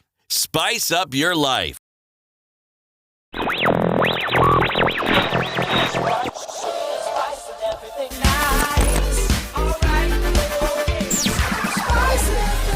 Okay, so there was some problems on Thika Murang'a Highway this morning. It was impassable at some point because some folks decided that they were going to block the road with burning of tires and such. But it seems that that situation is under control now.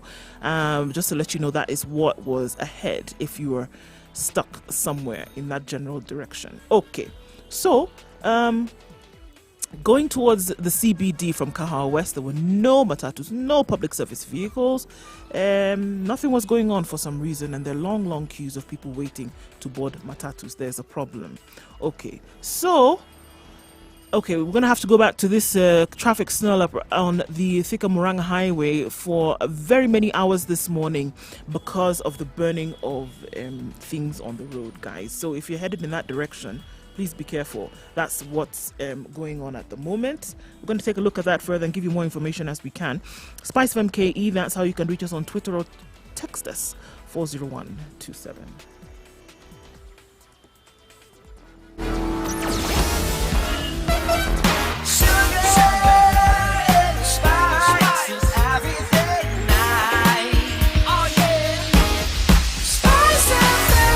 Spice up your life.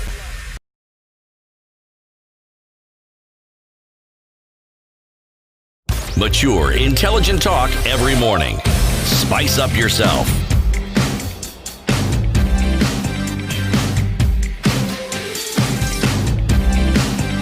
Mornings done right. 94.4 Spice FM, Nairobi. All right, so 27 minutes to 10 as the conversation continues. Let's also touch on a conversation that we had promised that we're going to look at in detail. The headline in the Standard this morning, the government wants parents to foot COVID bills in schools. Parents are in for a rude shock when schools reopen. A training manual that's been seen by the Standard shows that both parents and teachers will be roped in to bridge resource gaps. Parents may have to dig deeper into their pockets to support government effort to make schools safer in the wake of the pandemic. Now, we're talking about money to buy masks, hand washing and sanitizing stations, looking at if the government has spent 1.9 billion shillings to purchase desks and chairs for schools, are those going to be enough if we really require that now? If we have those primary school desks that maybe seat 4 or 5, sometimes 6 pupils, we have to reduce the number of pupils per desk. So we need to do new desks. So where is that going to come from? This is going to come from money that has been contributed in the form of school fees by parents. I can tell you development levy. It's not going to happen. So what do we say when an effort has been made and it clearly doesn't benefit everyone who needs it? Nice try. Yes, because, for instance, the understanding was that the 1.9 billion was supposed to purchase 622,257 desks for public, primary, and secondary schools. But the truth of the matter is that only 5,254 secondary and 5,136 primary schools may benefit from this, as things stand. This is according to the Standard newspaper on page 3, the headline being "Burden of School Resources Put on Parents, Teachers." I have a Please question. go ahead. So these desks that were being, I mean, maybe it's a bit late in the game, but these desks that were being, constructed, built, they were going back into the same classrooms with the same capacity, or That to ease the burden. of Basically, if you look at it, it's playing a dual role here. One is a stimulus to the local Juakali artisans in every county, so they are able then to get back into business. 1.9 billion shillings going into the country. That is some good cash injection into the economy, okay? Secondly, is going into every school is going to get, a couple of desks and chairs. Public schools. Are those enough? Obviously, they are not. So it is coming to show you, all right, so we have extra desks and chairs, but now the obvious thing would be that because these are not enough, then how do we meet how do we fill the gap that has been left? These are the requirements. The requirements are that students shall now sit so far apart. If you talk about secondary schools where it's a chair and a desk, all right? So it's still chair and desk. They don't share in secondary schools. In primary schools, that's where they share the long bench desk. But because we're talking about reducing space, and because we also are aware that there are some private schools that have closed, and some pupils will come from private schools back into public schools, we are expecting an higher and increased demand for services in the public schools. So how do we meet the shortfall? The expectation is that you're going to have to do it. You're just going to have to make it work. You're That's going to the have thing. to make it You're work. just going to have to squeeze it along. It's like the fourth person who gets into a vehicle and the car is already moving, my friend. Somebody moves forward, somebody moves back, somebody squeezes and makes themselves a little bit smaller. But that's what is being shown right now, that regardless of when schools open, still it's going to be a depressed situation, right? You're not going to have things as you would like them to, but you're just going to have to keep going, and somebody somewhere is going to have to squeeze. And unfortunately, it looks like parents are the ones who are going to have to take this burden on their shoulders, whether it comes to the cost, but then even and teachers, whether it comes to squeezing things in. You every school now, each to his own. You'll just have to squeeze in as you go. We have made an effort. We've made some extra desks here. If it's not enough, we have tried. Actually, there's a little more than that. Yeah? There's mention that the ministry has come up with a new tool to train the community on how to raise money to plug the huge deficit that revealed that parents and teachers may shoulder the burden. Wait. The tool to train the community on how to raise money. On fundraising, so that parents and teachers can essentially... What would that tool... I wonder what that tool would look like. What training is this that would... This is one that we read in the morning. This is the one that we read in the morning. Yes, it is. Yeah, it is. It's the one where the training is being rolled out according to the principal secretary in the Ministry of Education. Yes, Right? I just want to understand. So let's assume this is a community of around X primary school, and this is a community. So what is it that you're being trained on how to do? Why don't I just read it out for you? Fundraising. Okay. Do bricks, sell bricks, the do tools, car yes, washing, all that. The cow dung as building material. The tool details guidelines and training modules to support institution management and communities to prepare for readiness of learners and trainees, support of alternative learning platform, and also ensure safe environment for effective curriculum delivery. Do you understand what he's saying? Do you understand what he's saying? I don't think he understood what he said. I've read it. This is the third time I'm reading it. What is this story saying? I'm actually reading it. Is it? Sorry, just read it one Say it one again. more time. The tools, the tool details, guidelines, and training modules to support institution management and communities to prepare for readiness, readmission of learners and trainees, support of alternative learning platforms, and also ensure a safe environment for effective curriculum delivery. Okay. What does that guy? Okay. You guys, come on, you guys understand the English language. What are they saying?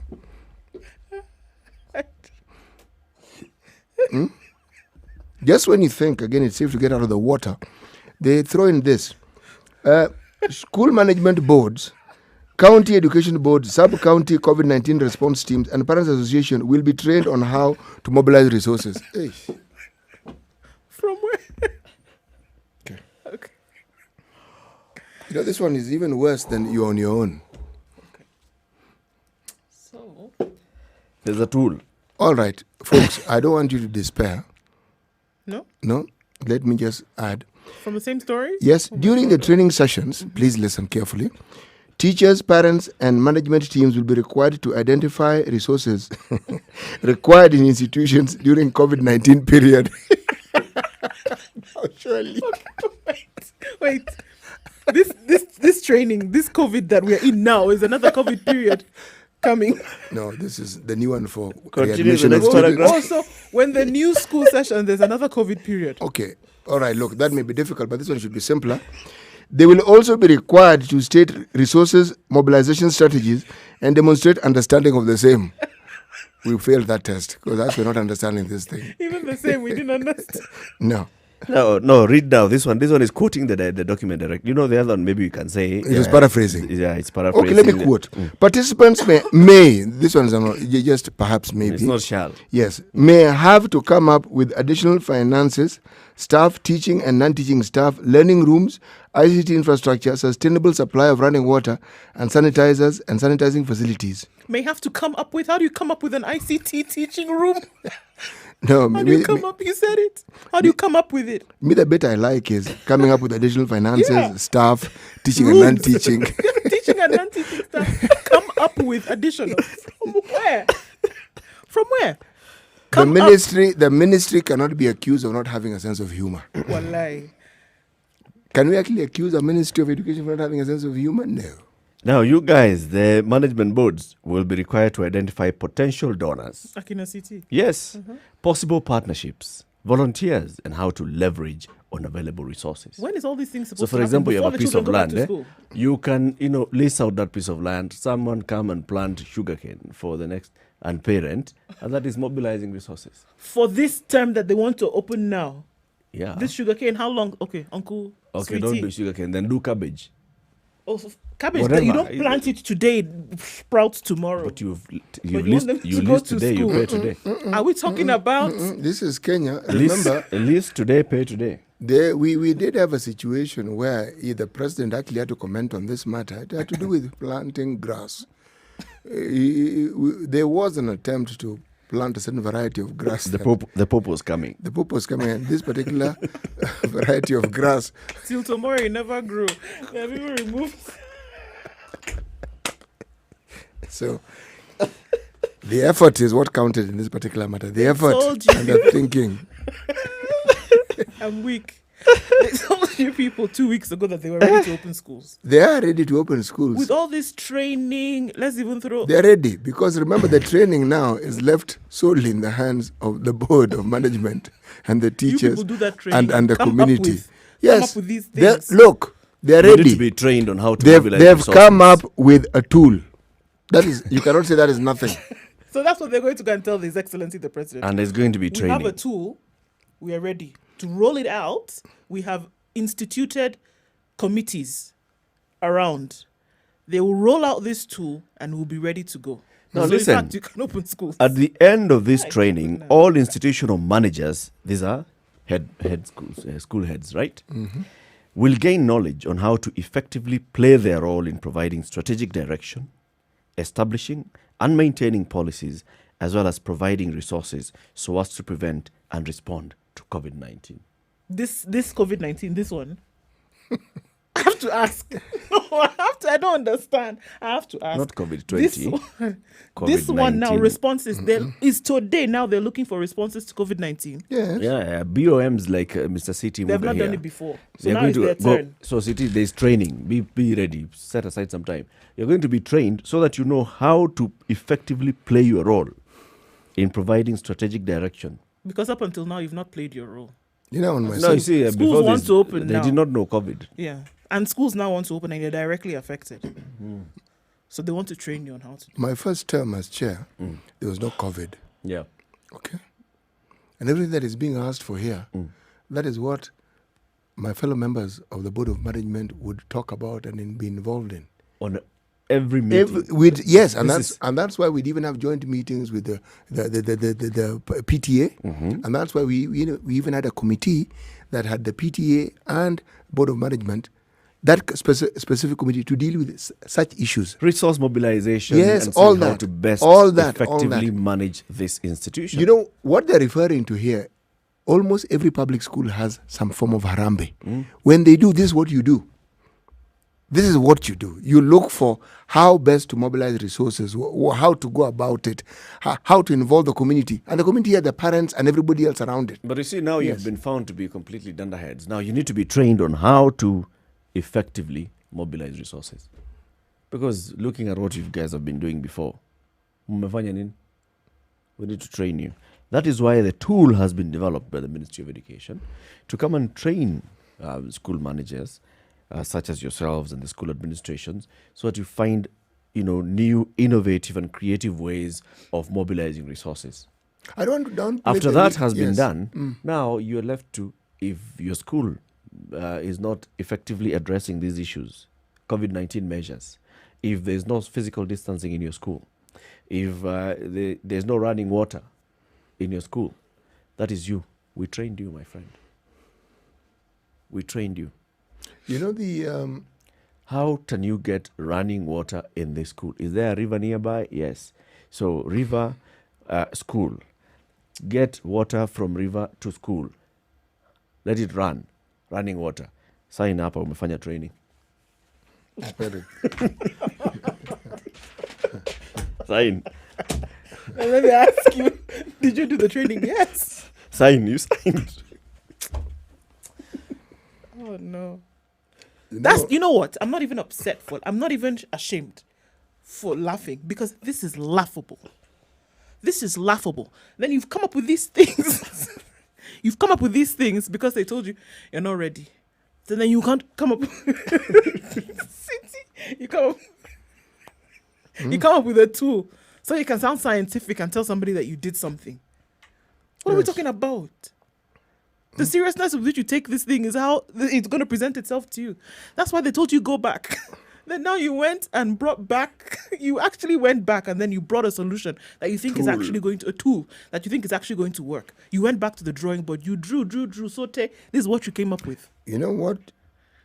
There are people, not just in our ministry, those who work in the Institute of Curriculum Development. Let me tell you, these are very serious people who honestly and genuinely know exactly what to do. It's not that they don't know, they know. And I get the impression that they may have presented something that they knew could work and were told, Nani, you go back and rethink this thing. What is suggesting involves money. Yep. And that money we don't have. So now come up with something that most definitely, certainly, 100% proof does not require us to fork out any money. Or to pay. Yes. To help you in your thinking, think about the words capacity building. Yes. Tools, channels. And then throw in training. Yes. Outcomes. Then just throw in resource so that it sounds like And it's something mobilization. it's meaningful. Then throw in community. Then you throw in monitoring and evaluation. Finish. You have done. finished them. And just so that it looks like it's all encompassing and it's all inclusive, please, Board of Management, teachers, institutional managers, non-teaching staff, that just so that you cover all your bases. Okay. And then community, stakeholders, and then under resource mobilization. Honestly, but schools in this country, public schools do this all the time. All the time. So I'm going to take the view that we are being given a handbook to actually ensure that everyone has a uniform platform on which to do this thing. That's what I'm going to assume. May I still have a question? Bottom line, When they said they January. were open, I'm telling you, when they said that they were ready, this 1 billion or however much that they were looking for to do the masks and whatever, when they said they were ready, where did they think it was going to come from? Or are they going to shock parents at some point when they come back to school and say, actually, you know what? We didn't actually include this on a national platform, but you know what? You actually need to be the ones to pay. But schools are open, so just carry on. When you say you're ready, what were you actually talking about? And why do we have to make it sound so scientific? To make people think that you're doing your job? Just be simple. You need water? Let's see how we can make the water work in schools around the country. Let's hear from William. William is calling in from Diani. Good morning, William. Morning to you guys. I hope you're well. We are well. How are you? I'm fine, thank you. I don't know if you remember we had a chat before. Of course, we Yes, do we remember. remember you well, And you William. were going on a bike tour after your COVID experience. Yes, I actually did. We did. I did, and it was amazing. But the COVID thing, I don't think it was the wisest decision that I ever made. You don't think so? Why ever not? That was a stupid decision. It was a stupid. No, I'm sorry. Please, these gentlemen are laughing. Can you say that again? William, No, I implore you. no, we are tickled by the honesty. Yes. I love it. Yeah. For people who may have just Okay, tuned so- in, can you say what you just said? No, ignore Eric. So someone once said. No, William, it's someone me who once is said talking to maturity- you now. Maturity is a process William, of you climbing stairs. Stop laughing. I'm just. it's me who is talking to William. Anyway. No, I want you to say it again. No. You'll spoil the fun in it. You made Eric say. So I've been listening to you since morning, since like around 6:30, and I can hear the frustration in your voice Yes. about the status of our politics, the status of our institutions that are supposed to implement our policies. I just feel like soon we are going to reach that stage of Lebanon, you know where everything boiled up, and just one mishandled fertilizer at the pot. Government had to be changed. But then I just think we are all complacent in this, in the sense that we are not willing to sacrifice for the coming generation. And like the way I made a decision, probably that I'm not comfortable that I did.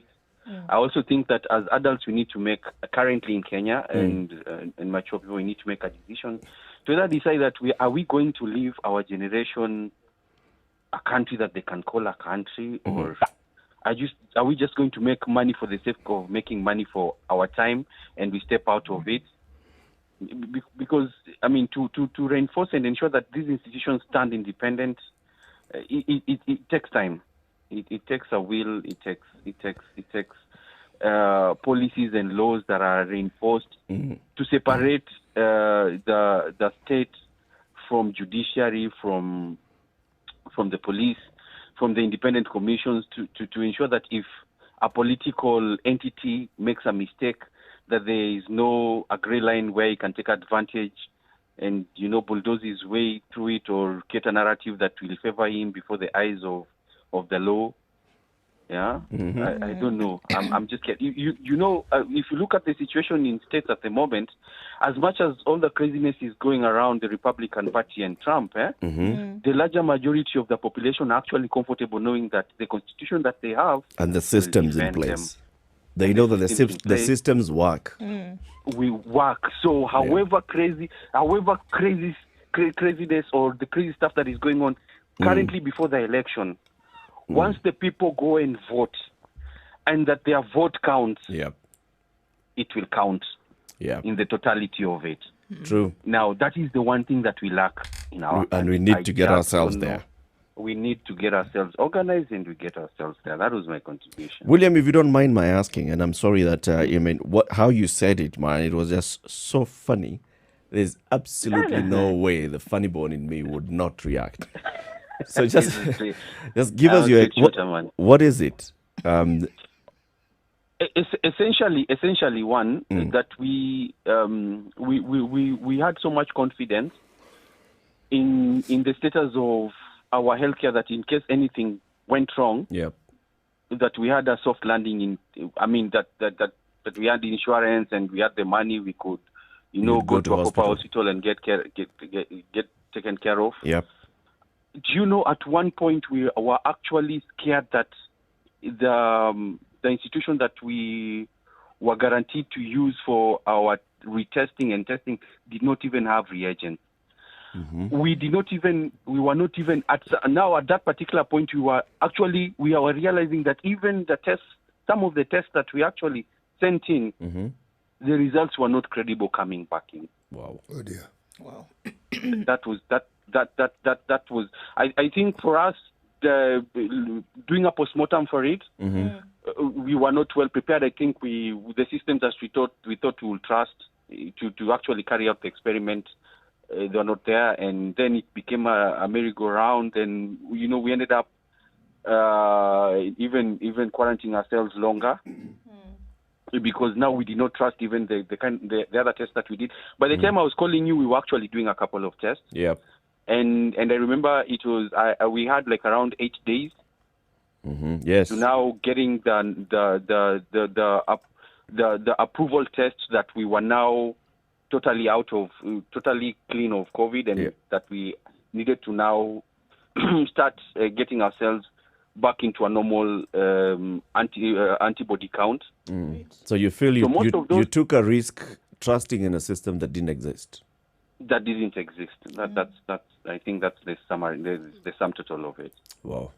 But actually, what you did, you may not realize it, but it apart from it just being brave, bordering on foolhardy, the truth of the matter is this. What you realize and what you experience and what you found out is actually important. It's a lot more important than you're probably giving it credit for. Because this is, you see, you are not talking about something you've thought about. You're talking about something you set the test to and you have results for.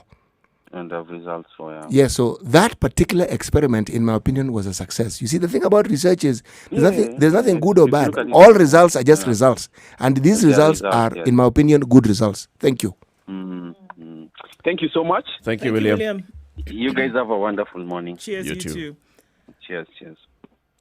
A comment from Vincent. He says, hiyo kizungu mingi, but from the article that we were reading on what the preparations are, all that Mwalimu read sounds like comedy. It actually does.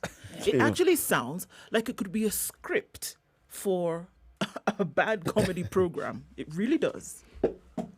One of the things that we cannot divorce in this country, we cannot divorce our civil service and our services of our ministry and government service from our politics.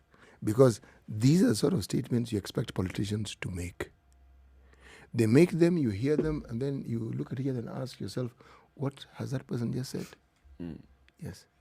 And doesn't matter how many times you listen to it. Doesn't make sense. And if it makes sense in the sense that you wonder, is there really sense to be made out of this? Anyway, right? Anyway. Those are the ones you do. Yes, you take a deep breath and exhale.